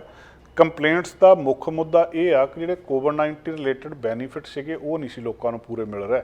ਜਿੱਥੇ ਇੱਕ ਪਾਸੇ ਅਸੀਂ ਇਹ ਖਬਰ ਕਰਦੇ ਹਾਂ ਕਿ ਬਹੁਤ ਗਲਤ ਲੋਕ ਜਿਹੜੇ ਉਹ ਵੀ ਬੈਨੀਫਿਟ ਲੈ ਗਏ, ਤੇ ਕਈ $ਬਿਲੀਅਨ ਲੋਕਾਂ ਨੂੰ ਵਾਧੂ ਚਲਾ ਗਿਆ, ਜਾਂ ਕੁਛ ਜਿਹੜਾ ਹੈਗਾ ਉਹਦੇ ਉੱਤੇ ਜਾਂਚ ਪੜਤਾਲ ਹੋਣੀ ਚਾਹੀਦੀ ਹੈ। ਉੱਥੇ ਬਹੁਤ ਸਾਰੇ ਲੋਕ ਉਡੀਕਦੇ ਵੀ ਰਹਿ ਗਏ, ਡਿਲੇ ਹੋ ਗਏ ਉਹਨਾਂ ਦੇ ਵਿੱਚ, ਉਹਨਾਂ ਦੀ ਜਿੰਨੇ ਉਹਨਾਂ ਨੂੰ ਬੈਨੀਫਿਟ ਮਿਲਣੇ ਚਾਹੀਦੇ ਸੀ ਉਹ ਮਿਲੇ ਹੀ ਨਹੀਂ। 40% ਜਿਹੜੀਆਂ ਕੰਪਲੇਂਟਸ ਨੇ ਆਫਿਸ ਦੇ ਵਿੱਚ ਉਹ CRA ਦੇ ਨਾਲ ਇਸ ਮਾਮਲੇ ਦੇ ਵਿੱਚ ਆ ਵੀ ਉਹਨਾਂ ਨੂੰ ਪੂਰੇ ਸਮੇਂ ਦੇ ਉੱਤੇ ਕੋਵਿਡ ਬੈਨੀਫਿਟ ਨਹੀਂ ਮਿਲੇ। ਉਹ ਕਹਿੰਦੇ 3847 ਕੰਪਲੇਂਟਸ ਮਿਲੀਆਂ, ਜਿਹੜੀਆਂ 70% ਵੱਧ ਆ ਜਾਂ ਦੁੱਗਣੀਆਂ ਪ੍ਰੀ ਪੈਂਡੈਮਿਕ ਦੇ ਸਮੇਂ ਦੇ ਕੰਪਲੇਂਟਸ ਦੇ ਨਾਲੋਂ। ਡਿਲੇ ਜਾਂ ਤੁਹਾਡੀ ਵੈਲਿਡਿਟੀ ਦੇਖਣ ਦੇ ਲਈ ਵੀ ਤੁਸੀਂ ਕੋਵਿਡ-19 ਦੀ ਲੈਣ ਦੇ ਲਈ ਤੁਹਾਨੂੰ ਜਿਹੜੀ ਤੁਸੀਂ ਯੋਗ ਹੈਗੇ ਆ, ਤੇ ਉਹ ਕਹਿੰਦੇ ਅਸੀਂ ਆਪਣੀਆਂ ਗਰੋਸਰੀਜ਼, ਮੈਡੀਕੇਸ਼ਨ ਜਾਂ ਦੂਜੇ ਬਿੱਲ ਪੇ ਕਰਨ ਦੇ ਲਈ ਤਰਸਦੇ ਰਹੇ ਹਾਂ, ਪਰ ਸਾਨੂੰ CRA ਨੇ ਇਸ ਮਾਮਲੇ ਦੇ ਵਿੱਚ ਬਹੁਤ ਜਿਹੜਾ ਮਤਲਬ ਡਿਲੇ ਕੀਤਾ ਆ, ਤੇ ਜੋ ਕੁਛ ਉਹਨਾਂ ਨੂੰ ਇਹਦੇ ਲਈ ਚਾਹੀਦਾ ਸੀਗਾ ਉਹ ਨਹੀਂ ਮਿਲਿਆ। ਬਿਊਰੋ ਇਹ ਵੀ ਕਹਿੰਦੀ ਆ ਕਿ ਉਹਨਾਂ ਨੇ ਜਿਹੜੇ 1700 ਤੋਂ ਜ਼ਿਆਦਾ ਅਰਜੈਂਟ ਰਿਕੁਐਸਟ ਵੀ CRA ਨੂੰ ਭੇਜੀਆਂ ਆ ਕਿ ਉਹ ਇਹਦੇ ਉੱਤੇ ਕੰਮ ਕਰਨ, ਤੇ 130% ਵਾਧਾ ਹੈ 2020 ਤੇ 2021 ਦੇ ਨਾਲੋਂ ਦੱਸਿਆ ਜਾ ਰਿਹਾ ਇਸ ਸਾਲ ਦੇ ਵਿੱਚ। ਸੋ ਇਹ ਜਿਹੜਾ ਕੰਪਲੇਂਟਸ ਦੇ ਵਿੱਚ ਵਾਧਾ ਤੇ ਆਉਣ ਵਾਲੇ ਸਮੇਂ ਦੇ ਵਿੱਚ CRA ਨੂੰ ਕਿਸ ਤਰੀਕੇ ਨਾਲ ਨਜਿੱਠਦੀ ਹੈ, ਲਗਭਗ ਸਾਰੇ ਸਿਸਟਮ ਦੇ ਵਿੱਚ ਇਹ ਸਮੱਸਿਆ ਆ ਰਹੀ ਹੈ। ਇਮੀਗ੍ਰੇਸ਼ਨ ਵਾਲੇ ਸਿਸਟਮ ਦੇ ਵਿੱਚ ਵੀ ਤੁਹਾਨੂੰ ਪਤਾ ਕਿ ਸਮੱਸਿਆ ਆ ਰਹੀ ਹੈ। ਲੋਕਾਂ ਨੇ ਸਭ ਤੋਂ ਵੱਧ ਕੇਸ ਇਸ ਸਾਲ ਕੀਤੇ ਆ ਕਿ ਸਾਡੀਆਂ ਮੰਗਾਂ ਨਹੀਂ, ਜਿਹੜੀਆਂ ਸਾਡੀਆਂ ਜ਼ਰੂਰਤਾਂ ਸੀ ਉਹਨਾਂ ਨੂੰ ਪੂਰਾ ਨਹੀਂ ਕੀਤਾ ਗਿਆ। ਇਸੇ ਤਰ੍ਹਾਂ ਹੀ ਹੁਣ CRA ਦੇ ਵਿਰੁੱਧ ਵੀ ਜਿਹੜੇ ਅੰਕੜੇ ਦੱਸ ਰਹੇ ਕਿ ਕੰਪਲੇਂਟਸ ਦੇ ਵਿੱਚ ਲਗਾਤਾਰ ਪਿਛਲੇ ਸਮੇਂ ਦੇ ਵਿੱਚ ਵਾਧਾ ਹੋਇਆ।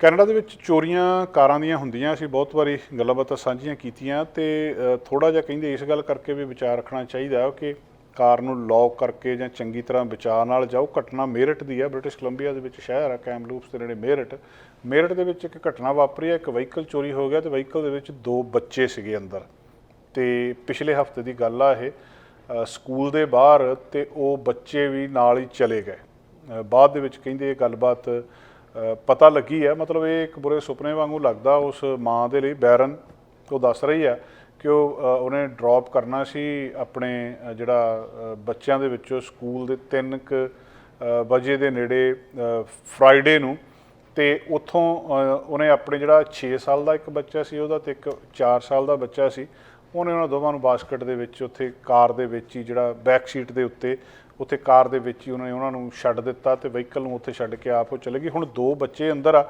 ਤੇ ਮੇਰਠ BC ਸਕੂਲ ਦੇ ਵਿੱਚ ਪਿਛਲੇ ਹਫ਼ਤੇ ਤੋਂ ਮਤਲਬ ਇਹ ਜਿਹੜੀ ਘਟਨਾ ਵਾਪਰੀ ਆ ਤੇ ਉਹ ਜਦੋਂ ਉੱਥੇ ਉਹ ਚਲੇ ਗਈ ਆ ਉਹਨਾਂ ਨੂੰ ਛੱਡ ਕੇ, ਤੇ ਥੋੜ੍ਹੇ ਚਿਰ ਬਾਅਦ ਜਦੋਂ ਉਹ ਉੱਥੋਂ ਵਾਪਸ ਦੇਖਦੀ ਆ ਤੇ ਇੱਕ ਚੋਰ ਆਉਂਦਾ ਤੇ ਕਾਰ ਨੂੰ ਉਹਨੂੰ ਚੱਕ ਕੇ ਤਾਂ ਮਤਲਬ ਉਹਦੇ ਵਿੱਚ ਬੈਠ ਕੇ ਤੁਹਾਨੂੰ ਕਾਰ ਨੂੰ ਲੈ ਜਾਂਦਾ ਤੇ ਬੱਚੇ ਵੀ ਦੋਵੇਂ ਉਹਦੇ ਵਿੱਚ ਉਹ ਦੌੜਦੀ ਆ ਉਹਦੇ ਪਿੱਛੇ, ਪਰ ਚੇਜ਼ ਕਰਦੀ ਆ, ਉਹਨੂੰ ਚੇਜ਼ ਕੀਤਾ ਨਹੀਂ ਜਾ ਸਕਦਾ। ਫਿਰ ਭੱਜ ਕੇ ਸਕੂਲ ਦੇ ਵਿੱਚ ਵਾਪਸ ਆ ਜਾਂਦੀ ਹੈ, ਡਰੀ ਆ ਕੇ ਸਕੂਲ ਤੋਂ ਪੁਲਿਸ ਨੂੰ ਕਾਲ ਕਰਦੀ ਹੈ ਤੇ ਪੁਲਿਸ ਨੂੰ ਜਦੋਂ ਪਤਾ ਲੱਗਦਾ 10 ਮਿੰਟਾਂ ਦੇ ਵਿੱਚ ਉਹਨਾਂ ਨੇ ਉਹਨੂੰ ਵਹੀਕਲ ਨੂੰ ਟਰੈਕ ਕਰਕੇ ਤਾਂ ਉਹਨੂੰ ਰਿਟਰੀਵ ਕਰ ਲਿਆ। ਦੋਨਾਂ ਬੱਚਿਆਂ ਨੂੰ ਕੁਛ ਨਹੀਂ ਸੀ ਹੋਇਆ, ਅਨਹਾਰਮਡ ਸੀਗੇ। ਪਰ ਇਹ ਆਪਣੇ ਆਪ ਦੇ ਵਿੱਚ ਕਿੰਨੀ ਡਰਾਉਣੀ ਗੱਲ ਆ ਵੀ ਚੋਰ ਕਾਰ ਚੋਰੀ ਕਰਨ ਆਇਆ ਤੇ ਬੱਚੇ ਉਹਨੂੰ, ਹੁਣ ਚੋਰ ਨੂੰ ਵੀ ਨਹੀਂ ਪਤਾ ਕਿ ਵਿੱਚ ਬੱਚੇ ਆ ਤੇ ਉਹਨਾਂ ਨੂੰ ਨਾਲ ਹੀ ਲੈ ਜਾਵੇ। ਉਹ ਕਹਿੰਦੇ ਅਸੀਂ ਸਿਰਫ ਇਹਨੂੰ ਵਹੀਕਲ ਨੂੰ ਜਾਂਦਿਆਂ ਨੂੰ ਦੇਖਿਆ ਆ ਤੇ ਉਹਦੇ ਤੋਂ ਬਾਅਦ ਮਤਲਬ ਉਹ ਬੰਦਾ ਵੀ ਦੌੜਾ ਆਇਆ ਤੇ ਕਾਰ, ਕਿਉਂਕਿ ਉਹ ਉਸੇ ਤਰ੍ਹਾਂ ਬੈਠ ਕੇ ਤੇ ਉਹਨੂੰ ਚਲਾ ਕੇ ਲੈ ਗਿਆ। ਉਹਨੂੰ ਪਤਾ ਹੀ ਨਹੀਂ ਸੀ ਇਸ ਗੱਲ ਦਾ ਕਿ ਵਿੱਚ ਬੱਚੇ ਹੈਗੇ ਆ ਤੇ ਉਹ ਬੱਚੇ ਕਹਿੰਦੇ ਠੀਕ ਸੀਗੇ, ਡਰ ਗਏ ਉਹ ਬੱਚੇ ਬੈਠਣ ਦੇ ਵਿੱਚ। ਜਿਹੜਾ 6 ਸਾਲ ਦਾ ਬੱਚਾ ਸੀ ਉਹਨੇ ਕਹਿੰਦੇ ਪੁੱਛਿਆ, ਜਦੋਂ ਉਹਨੇ ਦੇਖਿਆ ਕਿ ਕੋਈ ਕਾਰ ਚਲਾ ਕੇ ਲੈ ਜਾ ਰਿਹਾ ਤਾਂ ਉਹਨੇ ਪੁੱਛਿਆ ਆਪਣੀ ਕਿ ਮੰਮੀ ਇਜ਼ ਦੈਟ ਯੂ, ਪਰ ਉਹ ਜਿਹੜਾ ਚੋਰ ਸੀ ਕਹਿੰਦੇ ਉਹਨੇ ਜਵਾਬ ਇਹਦਾ ਕੋਈ ਨਹੀਂ ਦਿੱਤਾ ਤੇ ਉਹ ਉਸੇ ਤਰ੍ਹਾਂ ਬੈਠਾ ਰਿਹਾ ਤੇ ਉਹਨੂੰ ਫਿਰ ਪਤਾ ਲੱਗਿਆ ਵੀ ਕੁਛ ਨਾ ਕੁਛ ਗਲਤ ਆ। ਪਰ ਇੰਨੇ ਕੁ 10 ਮਿੰਟਾਂ ਦੇ ਵਿੱਚ ਹੀ ਪੁਲਿਸ ਨੇ ਉਹਨੂੰ ਟਰੈਕ ਕਰਕੇ ਮੇਰਠ ਸ਼ਹਿਰ ਦੇ ਵਿੱਚ ਫਿਰ ਫੜ ਲਿਆ। ਪਰ ਹੁਣ ਇਹ ਗੱਲ ਪੁਲਿਸ ਵਾਲੇ ਬਾਕੀ ਮਾਪਿਆਂ ਲਈ ਕਹਿ ਰਹੇ ਆ ਵੀ ਇਹ ਬਹੁਤ ਵੱਡਾ ਮਤਲਬ ਇੱਕ ਝਟਕਾ ਆ ਕਿ ਤੁਹਾਨੂੰ ਵੀ ਕਿ ਬੱਚੇ ਨੂੰ ਕਦੇ ਵੀ ਤੁਸੀਂ ਵਹੀਕਲ ਦੇ ਵਿੱਚ ਇਕੱਲਾ ਨਾ ਛੱਡੋ, ਕਿ ਤੁਸੀਂ ਗੱਡੀ ਨੂੰ ਚਲਦੀ ਛੱਡ ਕੇ ਤੇ ਬੱਚੇ ਨੂੰ ਵਿੱਚ ਛੱਡ ਜਾਂਦੇ। ਚੋਰ ਲਈ ਬਹੁਤ ਸੌਖਾ ਚਲਦੀ ਗੱਡੀ ਨੂੰ ਲੈ ਕੇ ਜਾਣਾ। ਤੇ ਦੂਜਾ ਆ ਕਿ ਜਿਹੜਾ ਜਦੋਂ ਵੀ ਤੁਸੀਂ ਉਹ ਕਹਿੰਦੇ ਸਕੂਲ ਦੇ ਵਿੱਚੋਂ ਕਿਸੇ ਬੱਚੇ ਨੂੰ ਚੱਕਣ ਆਉਣ ਤੇ ਸਾਰੇ ਬੱਚਿਆਂ ਨੂੰ ਨਾਲ ਲੈ ਕੇ ਜਾਓ, ਵਹੀਕਲ ਨੂੰ ਬੰਦ ਕਰੋ, ਬੰਦ ਕਰਕੇ ਉਹਨੂੰ ਲੌਕ ਕਰੋ ਤੇ ਫੇਰ ਖੜਾ ਕਰੋ, ਫੇਰ ਜਿਹੜੇ ਬੱਚਿਆਂ ਨੂੰ ਲੈ ਕੇ ਜਾਓ। ਬਹੁਤ ਸਾਰੀਆਂ ਘਟਨਾਵਾਂ ਇਸ ਤਰ੍ਹਾਂ ਦੀਆਂ ਨਾਰਥ ਅਮਰੀਕਾ ਦੇ ਵਿੱਚ ਵਾਪਰਦੀਆਂ, ਕੈਨੇਡਾ ਦੇ ਵਿੱਚ ਵੀ, ਅਮਰੀਕਾ ਦੇ ਵਿੱਚ ਵੀ, ਜਿੱਥੇ ਕਈ ਵਾਰੀ ਮਾਪੇ ਬੱਚਿਆਂ ਨੂੰ ਕਾਰ ਦੇ ਵਿੱਚ ਛੱਡ ਕੇ ਭੁੱਲ ਜਾਂਦੇ ਆ।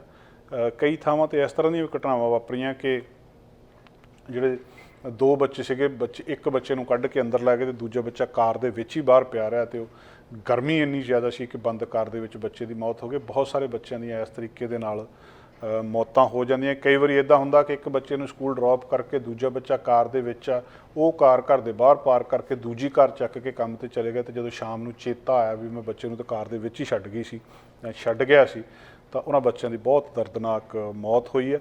ਇਸ ਇੰਸੀਡੈਂਟ ਤੋਂ ਪੁਲਿਸ ਨੇ ਇਹ ਜਿਹੜੀ ਇੱਕ ਤਰੀਕੇ ਨਾਲ ਚੇਤਾਵਨੀ ਦਿੱਤੀ ਹੈ ਕਿ ਬੱਚਿਆਂ ਨੂੰ ਇਕੱਲੇ ਕਾਰ ਦੇ ਵਿੱਚ ਛੱਡ ਕੇ ਨਾ ਜਾਓ, ਨਹੀਂ ਤਾਂ ਕੋਈ ਮਾੜੀ ਘਟਨਾ ਵਾਪਰ ਸਕਦੀ ਹੈ।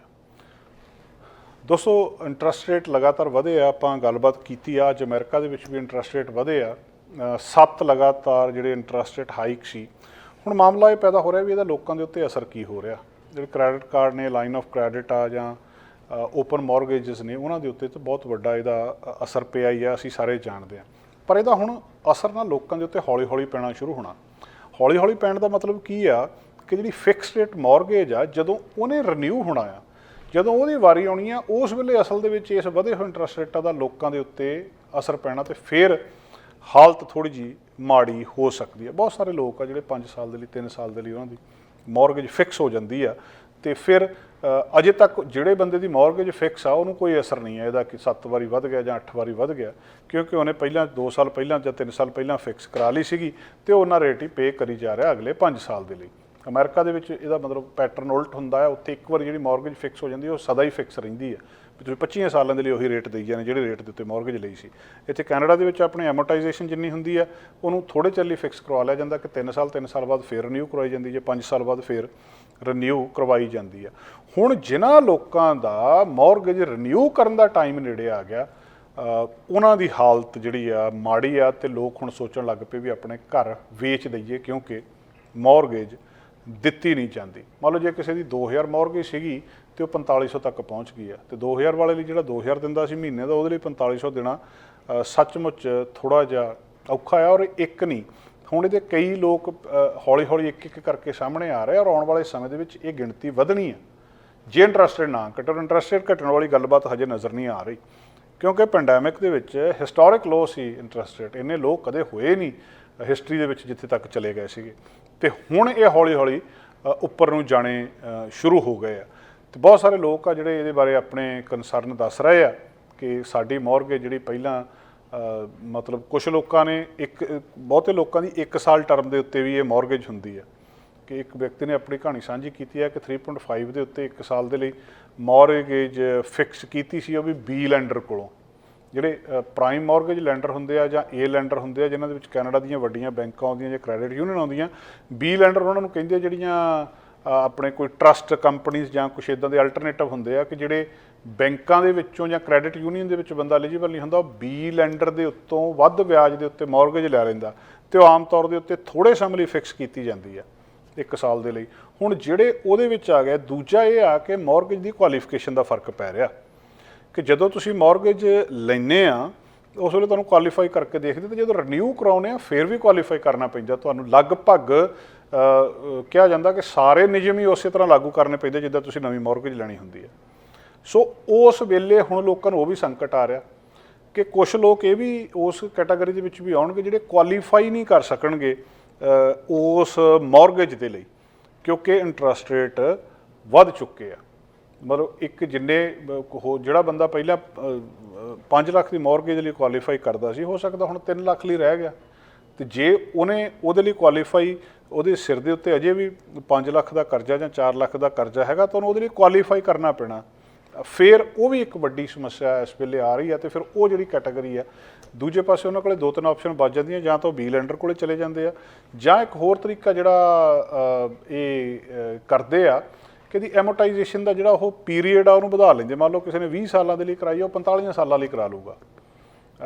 ਉਹਦੇ ਨਾਲ ਜਿਹੜਾ ਕੁਛ ਨਾ ਕੁਛ ਕਹਿੰਦੇ ਮੌਰਗੇਜ ਦੀ ਜਿਹੜੀ ਕਿਸ਼ਤ ਆ, ਪੇਮੈਂਟ ਆ, ਉਹਨੂੰ ਘਟਾਉਣ ਦੇ ਲਈ ਜਿਹੜੀ ਪਹਿਲਾਂ ਤੁਹਾਡੇ ਕੋਲ ਮੌਰਗੇਜ ਹੈਗੀ ਆ ਉਹਨੂੰ ਰੀਫਾਈਨਾਂਸ ਕਰਾ ਕੇ ਉਹਦਾ ਐਮੋਟਾਈਜੇਸ਼ਨ ਪੀਰੀਅਡ ਨੂੰ ਵਧਾ ਲੈਣਾ, ਇੱਕ ਇਹ ਤਰੀਕਾ ਲੋਕ ਵਰਤ ਰਿਹਾ ਹੈ। ਤਾਂ ਮਹਿੰਗਾ ਪੈਂਦਾ ਲੋਕਾਂ ਨੂੰ ਇਹ, ਮਤਲਬ ਕਿੱਥੇ ਤੁਸੀਂ ਉਹੀ ਵਿਆਜ ਜਿਹੜਾ 20 ਸਾਲਾਂ ਦੇ ਵਿੱਚ ਸਾਰੇ ਘਰ ਨੂੰ ਦੇਣਾ, ਅਤੇ ਕਿੱਥੇ ਤੁਸੀਂ ਉਹਨੂੰ ਜਿਹੜਾ ਮੁੜ ਕੇ 45 ਸਾਲਾਂ ਦੇ ਲਈ ਕਰਾ ਦਿੱਤਾ ਅਤੇ 45 ਸਾਲ ਉਸੇ ਚੀਜ਼ ਦਾ ਵਿਆਜ ਦੇਈ ਜਾਣਾ ਵੀ ਜਿਹੜਾ ਘਰ ਤੁਹਾਡਾ 10 ਲੱਖ ਦਾ ਆ ਉਹ ਤੁਹਾਨੂੰ 15 ਦਾ ਪਊਗਾ ਜਾਂ ਕਿੰਨੇ ਦਾ ਪਊਗਾ, ਜਿੰਨਾ ਲੰਬਾ ਕਰੀ ਜਾਵਾਂਗੇ ਉਨਾ ਮਹਿੰਗਾ ਪਊਗਾ। ਪਰ ਉਹਦੇ ਨਾਲ ਹੋਊਗਾ ਕਿ ਟੈਂਪਰੇਰੀ ਤੁਹਾਡੀ ਜਿਹੜੀ ਪੇਮੈਂਟ ਆ ਉਹ ਘੱਟ ਜੂਗੀ।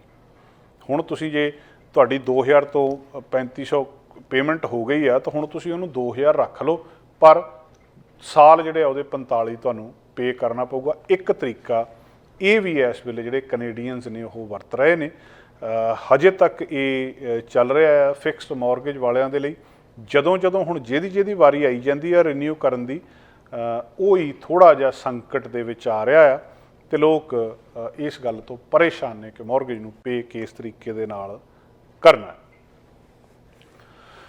ਵਿਨੀਪੈਗ ਦੀ ਇੱਕ ਕਹਾਣੀ ਥੋੜ੍ਹੇ ਦਿਨ ਪਹਿਲਾਂ ਤੁਹਾਡੇ ਨਾਲ ਅਸੀਂ ਸਾਂਝੀ ਕੀਤੀ ਸੀ ਕਿ ਬਹੁਤ ਦਰਦਨਾਕ ਖਬਰ ਸੀ ਕਿ ਇੱਕ ਸੀਰੀਅਲ ਕਿਲਰ ਨੇ ਔਰਤਾਂ ਨੂੰ ਮਾਰ ਦਿੱਤਾ ਅਤੇ 2 ਔਰਤਾਂ ਨੂੰ ਉਸ ਡੰਪ ਦੇ ਵਿੱਚ ਸਿੱਟ ਦਿੱਤਾ। ਉਹਨਾਂ ਦੇ ਉੱਤੇ ਉਹ ਕੂੜਾ ਕਰਕਟ ਅਤੇ ਸਾਰਾ ਕੁਝ ਉਸੇ ਤਰੀਕੇ ਨਾਲ ਕਈ ਚਿਰ ਸਿੱਟਦੇ ਰਹੇ, ਅਤੇ ਹੁਣ ਉਹ ਲਾਸ਼ਾਂ ਜਿਹੜੀਆਂ ਥੱਲੇ ਚਲੀਆਂ ਗਈਆਂ। ਜਦੋਂ RCMP ਚੀਫ ਨੂੰ ਕਿਹਾ ਸੀ ਤਾਂ ਉਹਨਾਂ ਨੇ ਮਨਾ ਕਰ ਦਿੱਤਾ ਕਿ ਇਹ ਲਾਸ਼ਾਂ ਨੂੰ ਥੱਲਿਓਂ ਕੱਢਿਆ ਹੀ ਨਹੀਂ ਜਾ ਸਕਦਾ, ਵੀ ਇੰਨਾ ਜ਼ਿਆਦਾ ਇਹਨਾਂ ਦੇ ਉੱਤੇ ਡੰਪ ਪੈ ਚੁੱਕਾ ਆ, ਇਹਨੂੰ ਇੱਥੋਂ ਥੱਲਿਓਂ ਕੱਢਿਆ ਹੀ ਨਹੀਂ ਜਾ ਸਕਦਾ, ਜਾਂ ਅਸੀਂ ਇਨਵੈਸਟੀਗੇਸ਼ਨ ਇਹਦੀ ਇਹ ਤੋਂ ਅੱਗੇ ਕਰ ਨਹੀਂ ਸਕਦੇ, ਪ੍ਰੈਕਟੀਕਲੀ ਪੋਸੀਬਲ ਨਹੀਂ ਆ। ਜਿਹੜੇ ਉਹਨਾਂ ਦੇ ਘਰ ਦੇ ਸੀਗੇ ਉਹਨਾਂ ਨੇ, ਅਤੇ ਖਾਸ ਕਰ ਕਿਉਂਕਿ ਉਹ ਔਰਤਾਂ ਇੰਡੀਜੀਨੀਅਸ ਫਸਟ ਨੇਸ਼ਨ ਦੀਆਂ ਔਰਤਾਂ ਸੀਗੀਆਂ, ਉਹਨਾਂ ਨੇ ਮੰਗ ਕੀਤੀ ਸੀ ਵੀ ਇਹਦੇ ਲਈ ਕੁਛ ਨਾ ਕੁਛ ਕੀਤਾ ਜਾਵੇ। ਉਹਨਾਂ ਦੇ ਲਈ ਇਸ ਜਿਹੜੀ ਲਾਸ਼ ਦੀ ਅੰਤਮ ਉਹਨਾਂ ਦੇ ਸੰਸਕਾਰ ਨੇ ਉਹਨਾਂ ਨੂੰ ਪੂਰਾ ਕਰਨਾ ਬਹੁਤ ਜ਼ਰੂਰੀ ਹੁੰਦਾ। ਇਹਨਾਂ ਦੇ ਲਈ ਬਹੁਤ ਮਹੱਤਵਪੂਰਨ ਹੁੰਦੀ ਹੈ ਇਹ ਚੀਜ਼। ਜਿੱਥੇ ਹੁਣ ਵੀ ਜਿਹੜੀਆਂ ਅਨਮਾਰਕਡ ਗ੍ਰੇਵਸ ਲੱਭੀਆਂ ਸੀਗੀਆਂ ਰੈਜ਼ੀਡੈਂਸ਼ੀਅਲ ਸਕੂਲਾਂ ਦੇ ਵਿੱਚ, ਜਿਹੜੇ ਬੱਚੇ ਥੱਲੇ ਦਫਨਾਏ ਗਏ ਸੀ, ਉਹਨਾਂ ਦੇ ਉੱਤੇ ਵੀ ਇਹ ਬਹੁਤ ਸਤਿਕਾਰ ਦੇ ਨਾਲ ਜਾਂਦੇ ਆ, ਆਪਣੀ ਜੁੱਤੀ ਲਾਹ ਕੇ ਨੰਗੇ ਪੈਰੀਂ, ਤੇ ਉਸ ਚੀਜ਼ ਨੂੰ ਬਹੁਤ ਪਵਿੱਤਰ ਮੰਨਦੇ ਆ ਇਹ। ਅਤੇ ਹੁਣ ਇਹਨਾਂ ਦੇ ਭਾਈਚਾਰੇ ਦੀਆਂ 2 ਔਰਤਾਂ ਨੂੰ ਮਤਲਬ ਇੱਕ ਸੀਰੀਅਲ ਕਿਲਰ ਨੇ ਵਿਨੀਪੈਗ ਦੇ ਵਿੱਚ ਮਾਰ ਕੇ ਅਤੇ ਸਿੱਟ ਦਿੱਤਾ, ਅਤੇ ਉਹਦੇ ਉੱਤੇ ਕੂੜਾ ਕਰਕਟ ਜਿਹੜਾ ਡਿੱਗਦਾ ਰਿਹਾ। ਅਤੇ ਇਹ ਹੁਣ ਉਹ ਕਮਿਊਨਿਟੀ ਮੰਗ ਕਰ ਰਹੀ ਆ ਵੀ ਸਾਡੀਆਂ ਇਹਨਾਂ ਔਰਤਾਂ ਨੂੰ ਕੱਢਿਆ ਜਾਵੇ ਥੱਲੇ ਉਹਨਾਂ ਦੀਆਂ ਲਾਸ਼ਾਂ ਨੂੰ, ਅਤੇ ਪੁਲਿਸ ਕਹਿੰਦੀ ਆ ਵੀ ਇਹ ਪੋਸੀਬਲ ਹੀ ਨਹੀਂ, ਇੰਨਾ ਚਿਰ ਦੀਆਂ ਜਿੰਨਾ ਸਮਾਂ ਹੋ ਗਿਆ ਇਹਨਾਂ ਨੂੰ ਥੱਲੇ ਪਈਆਂ ਨੂੰ, ਅਤੇ ਹੁਣ ਉਹਨਾਂ ਦੇ ਵਿੱਚੋਂ ਕੁਛ ਵੀ ਨਹੀਂ ਲੱਭਣਾ ਥੱਲੇ, ਤੁਸੀਂ ਜੋ ਮਰਜ਼ੀ ਉੱਥੋਂ ਲੱਭੀ ਜਾਓ। ਅਤੇ ਉਹ ਕਹਿੰਦੇ ਸੀ ਵੀ ਇੱਕ ਤਾਂ ਸਾਨੂੰ ਅਸੀਂ ਹਿਸਟਰੀ ਸੁਣਦੇ ਸੀ ਵੀ ਸਾਡੀਆਂ ਅਨਮਾਰਕਡ ਗ੍ਰੇਵਸ ਸਕੂਲਾਂ ਦੇ ਵਿੱਚ ਬਣੀਆਂ, ਇੱਕ ਕਹਿੰਦੇ ਉਹ 2022 ਦੇ ਵਿੱਚ ਸਾਡੇ ਨਾਲ ਅੱਜ ਵੀ ਉਹੀ ਕੁਛ ਹੋ ਰਿਹਾ, ਕਿ ਉਹ ਵੀ ਇੱਕ ਤਰੀਕੇ ਦੀ ਅਨਮਾਰਕਡ ਗ੍ਰੇਵ ਹੀ ਹੋ ਗਈ ਕਿ ਉਹਨਾਂ ਦੀ ਕਬਰ ਹੈਗੀ ਆ ਪਰ ਉਹਨੂੰ ਪਤਾ ਹੀ ਨਹੀਂ ਉਹ ਕਿੱਥੇ ਆ, ਲਾਸ਼ ਹੀ ਨਹੀਂ ਪਤਾ ਕਿੱਥੇ ਆ। ਹੁਣ ਉਹਨਾਂ ਨੇ ਇਹ ਫੈਸਲਾ ਲਿਆ ਕਿ ਅਸੀਂ ਇਹ ਜਿਹੜੀ ਉਹਦੀ ਡੰਪ ਆ ਉਹਨੂੰ ਆਪ ਚੱਕਾਂਗੇ ਉੱਥੋਂ, ਉਹ ਜਿਹੜਾ ਕੂੜਾ ਕਰਕਟ ਆ ਉਹ ਸਾਰੇ ਨੂੰ ਪਾਸੇ ਕਰਕੇ, ਅਤੇ ਅਸੀਂ ਆਪ ਉਹ ਥੱਲਿਓਂ ਲਾਸ਼ਾਂ ਕੱਢਾਂਗੇ ਉਹਨਾਂ ਨੇ ਮਤਲਬ ਯੂਨਾਈਟਿਡ ਨੇਸ਼ਨ ਦੇ ਜਿਹੜੇ ਸਪੈਸ਼ਲ ਹੈਗੇ ਆ ਉਹਨਾਂ ਨੂੰ ਰਾਈਟਸ ਆਫ ਇੰਡੀਜੀਨਸ ਪੀਪਲਸ ਨੂੰ ਦੂਜਿਆਂ ਨੂੰ ਸਰਚ ਕਰਨ ਦੇ ਲਈ ਕਿਹਾ ਆ। ਉਹ ਚਾਹੁੰਦੇ ਆ ਕਿ ਫੈਡਰਲ ਸਰਕਾਰ ਸਾਨੂੰ ਰਿਸੋਰਸਿਸ ਦੇਵੇ ਐਸੇ ਵੇਲੇ ਤਾਂ ਕਿ ਅਸੀਂ ਫਿਜ਼ੀਬਿਲਿਟੀ ਸਟੱਡੀ ਕਰ ਸਕੀਏ, ਰਿਸੋਰਸਿਸ ਲੱਭ ਸਕੀਏ ਜਿਹੜੇ ਪਰਿਵਾਰਾਂ ਦੇ ਉੱਤੇ ਇਹਦਾ ਅਸਰ ਪਿਆ ਆ, ਕਿਉਂਕਿ ਵਿਨੀਪੈਗ ਦੇ ਵਿੱਚ RCMP ਨੇ ਇਹਨੂੰ ਰਿਫਿਊਜ਼ ਕਰ ਦਿੱਤਾ ਆ। ਜਿਹੜੇ ਲੌਂਗ ਪਲੇਨ ਫਸਟ ਨੇਸ਼ਨ ਚੀਫ ਨੇ ਕਾਇਰਾ ਵਿਲਸਨ, ਉਹਨਾਂ ਨੇ ਕਿਹਾ ਲੀਡਰ ਜਿਹੜੇ ਆ ਉਹ ਇਹਦੇ ਉੱਤੇ ਇਸ ਹਫ਼ਤੇ ਦੇ ਵਿੱਚ ਮਿਲ ਰਹੇ ਆ ਤੇ ਕਮੇਟੀ ਐਕਸਪਰਟ ਦੀ ਬੈਠੂਗੀ ਤੇ ਫਿਰ ਜਿਹੜੇ ਆ ਉਹ ਗੱਲ ਕਰਨਗੇ ਫੋਰੈਂਸਿਕ ਵਾਲਿਆਂ ਨਾਲ ਜਾਂ ਜਿਹੜੇ ਆਰਕੀਓਲੋਜੀਕਲ ਐਕਸਪਰਟ ਨੇ ਕਿ ਇਹ ਜਾਂ ਜਿਹੜੇ ਲੈਂਡਫਿਲ ਆਪਰੇਟਰਸ ਨੇ ਜਿਹੜੇ ਇਹਨੂੰ ਕਰਦੇ ਆ। ਤਾਂ ਕਹਿੰਦੇ ਇਹਦੇ ਲਈ ਅਸੀਂ ਬਹੁਤ ਜ਼ਿਆਦਾ ਪੋਜ਼ੀਟਿਵ ਹਾਂ ਕਿ ਅਸੀਂ ਸਾਡੇ ਜਿਹੜੇ ਰਾਈਟਸ ਆ ਇਹਨਾਂ ਨੂੰ ਕੰਜ਼ਰਵ ਕੀਤਾ ਜਾਊਗਾ। ਤੇ ਜਿਹੜੀ ਫੈਡਰਲ ਸਰਕਾਰ ਆ ਉਹਨੂੰ ਉਹ ਫੰਡਿੰਗ ਦੇ ਲਈ ਬੇਨਤੀ ਕਰ ਰਹੇ ਆ। ਪੁਲਿਸ ਦਾ ਇਹ ਕਹਿਣਾ ਆ ਕਿ ਹੈਰਿਸ ਤੇ ਮਾਇਰਨ ਦੋ ਜਿਹੜੀਆਂ ਔਰਤਾਂ ਸੀਗੀਆਂ ਲੌਂਗ ਪਲੇਨ ਦੇ ਨਾਲ ਜਿਨ੍ਹਾਂ ਦਾ ਸੰਬੰਧਿਤ ਸੀਗਾ, ਵਿਨੀਪੈਗ ਦੇ ਵਿੱਚ ਰਹਿੰਦੀਆਂ ਸੀ ਤੇ ਉਹ ਜਿਹੜਾ ਪੈਰੇਰੀ ਗ੍ਰੀਨ ਲੈਂਡਫਿਲ ਸੀ ਉਹਦੇ ਵਿੱਚ ਪਿਛਲੀ ਸਪਰਿੰਗ ਦੇ ਵਿੱਚ ਰਹਿ ਗਈਆਂ ਸੀ। ਤੇ ਹੁਣ ਉਹ ਕਹਿੰਦੇ ਜਿਹੜਾ ਇਹਦੇ ਚਾਂਸਸ ਬਹੁਤ ਘੱਟ ਆ ਵੀ ਉੱਥੋਂ ਕੁਛ ਲੱਭੂਗਾ। ਜਿਹੜਾ ਉਹ ਪ੍ਰਾਈਵੇਟ ਲੈਂਡਫਿਲ ਆ ਉਹਦਾ ਓਨਰ ਆ, ਉਹ ਇਸ ਮਾਮਲੇ ਦੇ ਵਿੱਚ ਉਹਨੇ ਵੀ ਜਿਹੜਾ ਆਪਰੇਸ਼ਨ ਸੀ ਇਹ ਰੋਕ ਦਿੱਤਾ ਸੀਗਾ ਤੇ ਇਹ ਸਾਰੇ ਕੁਛ ਦਾ। ਸੋ ਹੁਣ ਜਿਹੜੀ ਉਹਨਾਂ ਦਾ ਪਰਿਵਾਰ ਆ ਤੇ ਫਸਟ ਨੇਸ਼ਨ ਲੀਡਰਸ ਨੇ ਉਹਨਾਂ ਨੇ ਇਸ ਗੱਲ ਦੇ ਉੱਤੇ ਬਹੁਤ ਜ਼ਿਆਦਾ ਸੋਗ ਜਾਂ ਰੋਸ ਕੀਤਾ ਸੀ ਕਿ ਇਹ ਜਿਹੜੀਆਂ ਇਹਨਾਂ ਲਾਸ਼ਾਂ ਨੂੰ ਇਹਦੇ ਥੱਲਿਓਂ ਕੱਢਿਆ ਨਹੀਂ ਜਾ ਰਿਹਾ। ਤੇ ਹੁਣ ਉਹ ਜਦੋਂ ਫੈਡਰਲ ਸਰਕਾਰ ਦੀ ਮੰਗ ਕਰ ਰਹੇ ਆ ਤੇ ਦੇਖੋ ਆਉਣ ਵਾਲੇ ਸਮੇਂ ਦੇ ਵਿੱਚ ਕੀ ਉਹ ਆਪ ਇਹਨਾਂ ਲਾਸ਼ਾਂ ਨੂੰ ਕੱਢਦੇ ਆ, ਉਹਨਾਂ ਦੇ ਵਿੱਚੋਂ ਕੁਛ ਨਾ ਕੁਛ ਉਹ ਰਿਮੇਨਸ ਜਿਹੜੇ ਮਿਲਦੇ ਆ ਜਾਂ ਉਹ ਕਿੰਨਾ ਔਖਾ ਹੁੰਦਾ ਉਹਨਾਂ ਦੇ ਵਿੱਚੋਂ ਲੱਭਣਾ, ਕਿਉਂਕਿ 2 ਮੰਥ ਤੋਂ ਜ਼ਿਆਦਾ ਦਾ ਸਮਾਂ ਹੋ ਗਿਆ ਜਦੋਂ ਇਹਨਾਂ ਨੂੰ ਮਾਰਿਆ ਗਿਆ ਸੀ ਤੇ ਉਹਦੇ ਉੱਤੇ ਕਈ ਟਨ ਡੰਪ ਜਿਹੜਾ ਉੱਥੇ ਸਿੱਟ ਦਿੱਤਾ ਗਿਆ ਸੀ ਤੇ ਇਹਨਾਂ ਦੇ ਜਿਹੜੇ ਪਾਰਸ਼ਲ ਰਿਮੇਨ ਸੀਗੇ, ਕੁਛ ਅਵਸ਼ੇਸ਼ ਸੀਗੇ ਉਹ ਗਾਰਬੇਜ ਬਿਨ ਸਿਟੀ ਦੇ ਵਿੱਚੋਂ ਮਿਲੇ ਸੀ ਤੇ ਮੁੜ ਕੇ ਜਿਹੜਾ ਉਹ ਫਿਰ ਇੱਥੇ ਲੈਂਡਫਿਲ ਦੇ ਵਿੱਚ ਸਿੱਟ ਦਿੱਤਾ ਗਿਆ ਸੀ।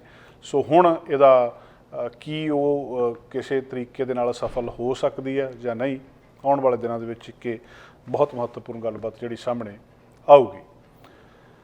ਡਾਕਟਰਾਂ ਦੀ ਕਮੀ ਕੈਨੇਡਾ ਦੇ ਵਿੱਚ ਅਸੀਂ ਬਹੁਤ ਵਾਰੀ ਚਰਚਾ ਕਰ ਚੁੱਕੇ ਹਾਂ। ਇੱਕ ਹਾਲੇ ਦਾ ਨਜ਼ਰ ਆ ਰਿਹਾ ਜਿਹੜਾ ਪੋਰਟ ਹਾਰਡੀ ਬ੍ਰਿਟਿਸ਼ ਕੋਲੰਬੀਆ ਦੇ ਵਿੱਚ ਹੈਗਾ, ਇੱਥੇ ਜਿਹੜੀਆਂ ਕਮਿਊਨਿਟੀਜ਼ ਆ ਉਹ ਵੀ ਡਾਕਟਰਾਂ ਦੀ ਸ਼ਾਰਟੇਜ ਦੇ ਨਾਲ ਡੀਲ ਕਰ ਰਹੀਆਂ ਤੇ ਜਿਹੜੇ ਡਾਕਟਰ ਆ ਉਹ ਕਹਿੰਦੇ ਵੀ ਅਸੀਂ ਹੋਰ ਪੇਸ਼ੈਂਟ ਦੇਖ ਸਕਦੇ ਹਾਂ ਜੇਕਰ ਸਾਨੂੰ ਥੋੜ੍ਹਾ ਜਿਹਾ ਮਦਦ ਦਿੱਤੀ ਜਾਵੇ। ਮਦਦ ਉਹ ਕਹਿੰਦੇ ਇਹ ਦਿੱਤੀ ਜਾਵੇ ਕਿ ਸਾਨੂੰ ਜਿਹੜੇ ਆਪਣੇ ਨੇ ਫਿਜ਼ੀਸ਼ੀਅਨ ਅਸਿਸਟੈਂਟ ਦੇ ਦਿੱਤੇ ਜਾਣ ਕਿ ਸਾਡੇ ਅਸਿਸਟੈਂਟ ਦੇ ਦਿਓ ਤਾਂ ਫਿਰ ਅਸੀਂ ਜਿਹੜਾ ਆ ਇਹਦੇ ਨਾਲ ਥੋੜ੍ਹਾ ਜਿਹਾ ਕੰਮ ਵੀ ਜਿਹੜੇ ਕੰਮ ਅਸੀਂ ਕਰਦੇ ਹਾਂ ਉਹ ਕੰਮ ਸਾਡੇ ਅਸਿਸਟੈਂਟਸ ਕਰ ਦੇਣਗੇ।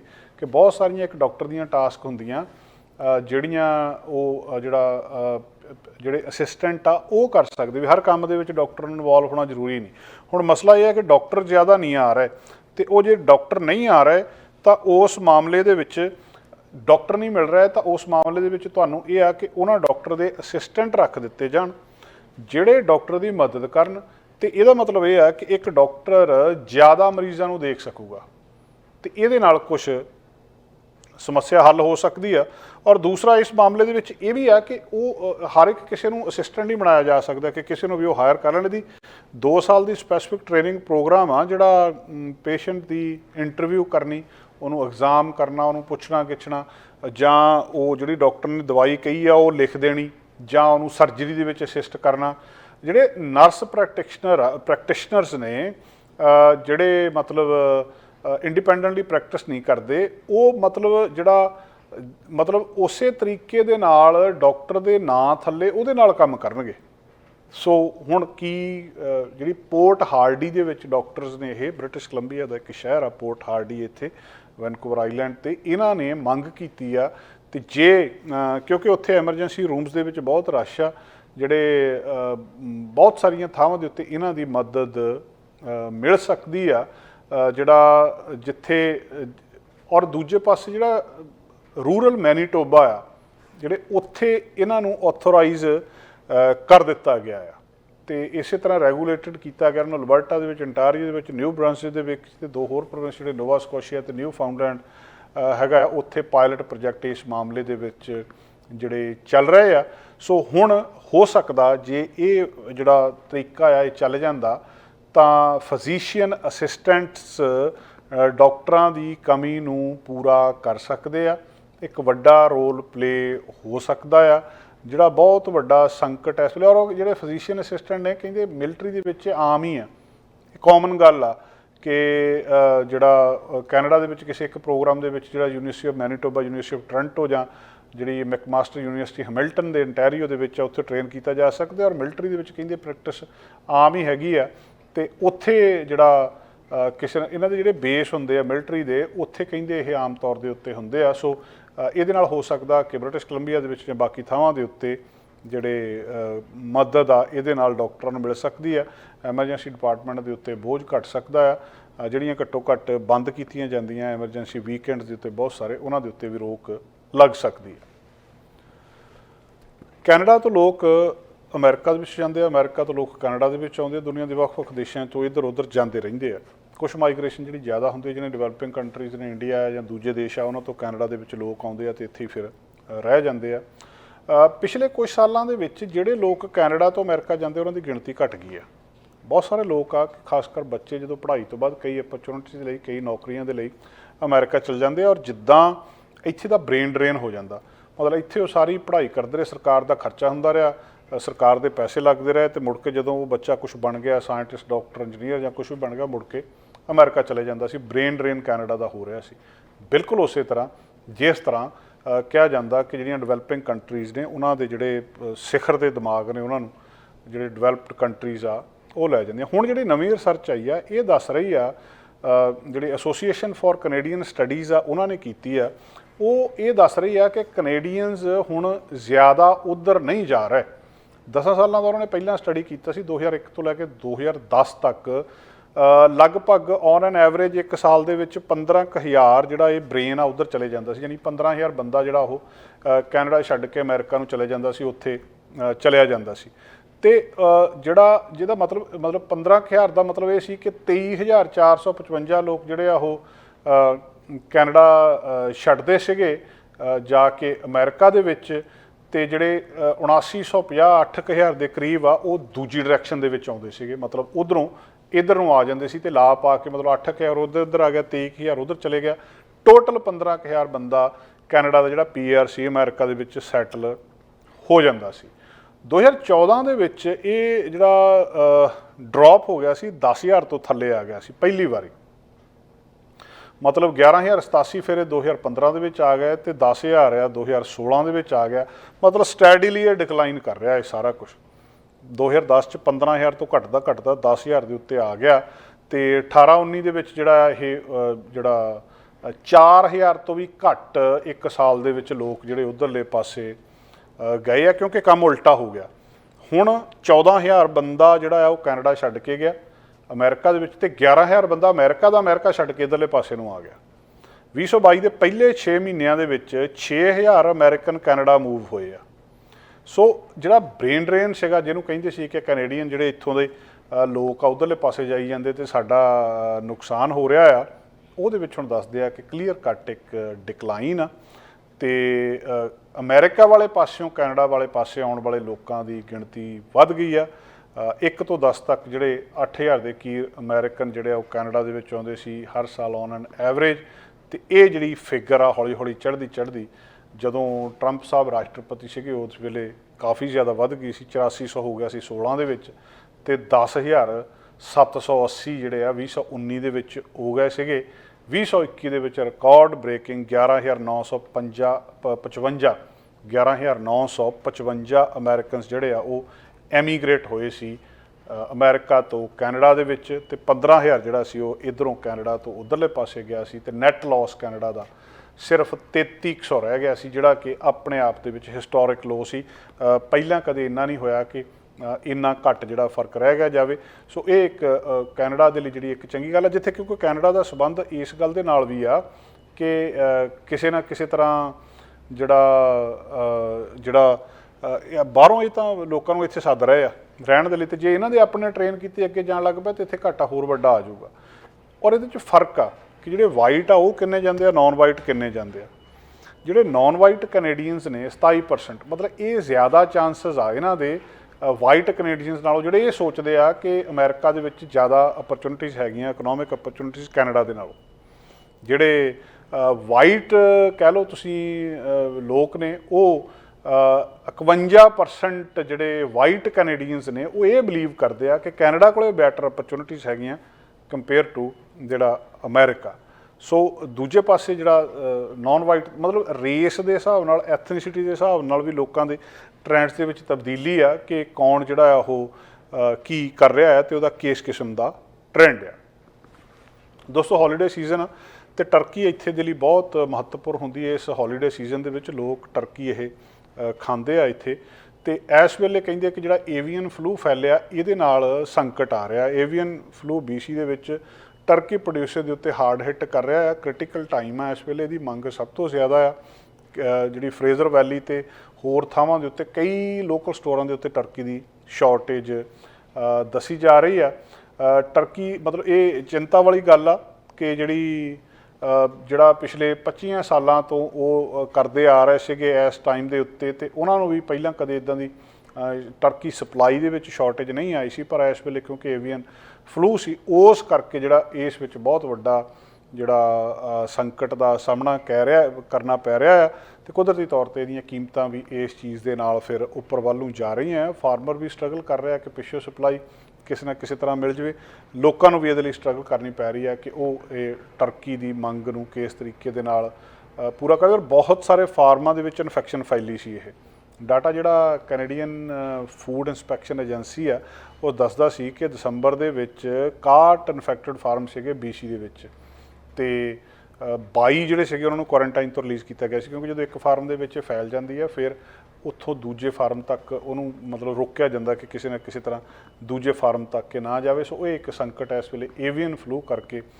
ਟਰਕੀ ਦਾ ਸੰਕਟ ਕੈਨੇਡਾ ਦੇ ਵਿੱਚ ਇਸ ਹੌਲੀਡੇ ਸੀਜ਼ਨ ਦੇ ਵਿੱਚ ਜ਼ਿਆਦਾ ਜਿਹੜਾ ਆ ਉਹ ਦੇਖਿਆ ਜਾ ਰਿਹਾ ਹੈ। ਦੋਸਤੋ ਦੇ ਨਾਲ ਅੱਜ ਦਾ ਪ੍ਰੋਗਰਾਮ ਇੱਥੇ ਸਮਾਪਤ ਕਰਦੇ ਹਾਂ। ਕੱਲ੍ਹ ਫਿਰ ਹਾਜ਼ਰ ਹੋਵਾਂਗੇ ਕੁਛ ਨਵੀਆਂ ਗੱਲਾਂ ਬਾਤਾਂ, ਕੱਲ੍ਹ ਦੇ ਕੈਨੇਡਾ ਦੇ ਜਿਹੜੇ ਮਸਲੇ ਹੋਣਗੇ ਉਹ ਆਪਾਂ ਪ੍ਰੋਗਰਾਮ ਦੇ ਵਿੱਚ ਲੈ ਕੇ ਹਾਜ਼ਰ ਹੋਵਾਂਗੇ।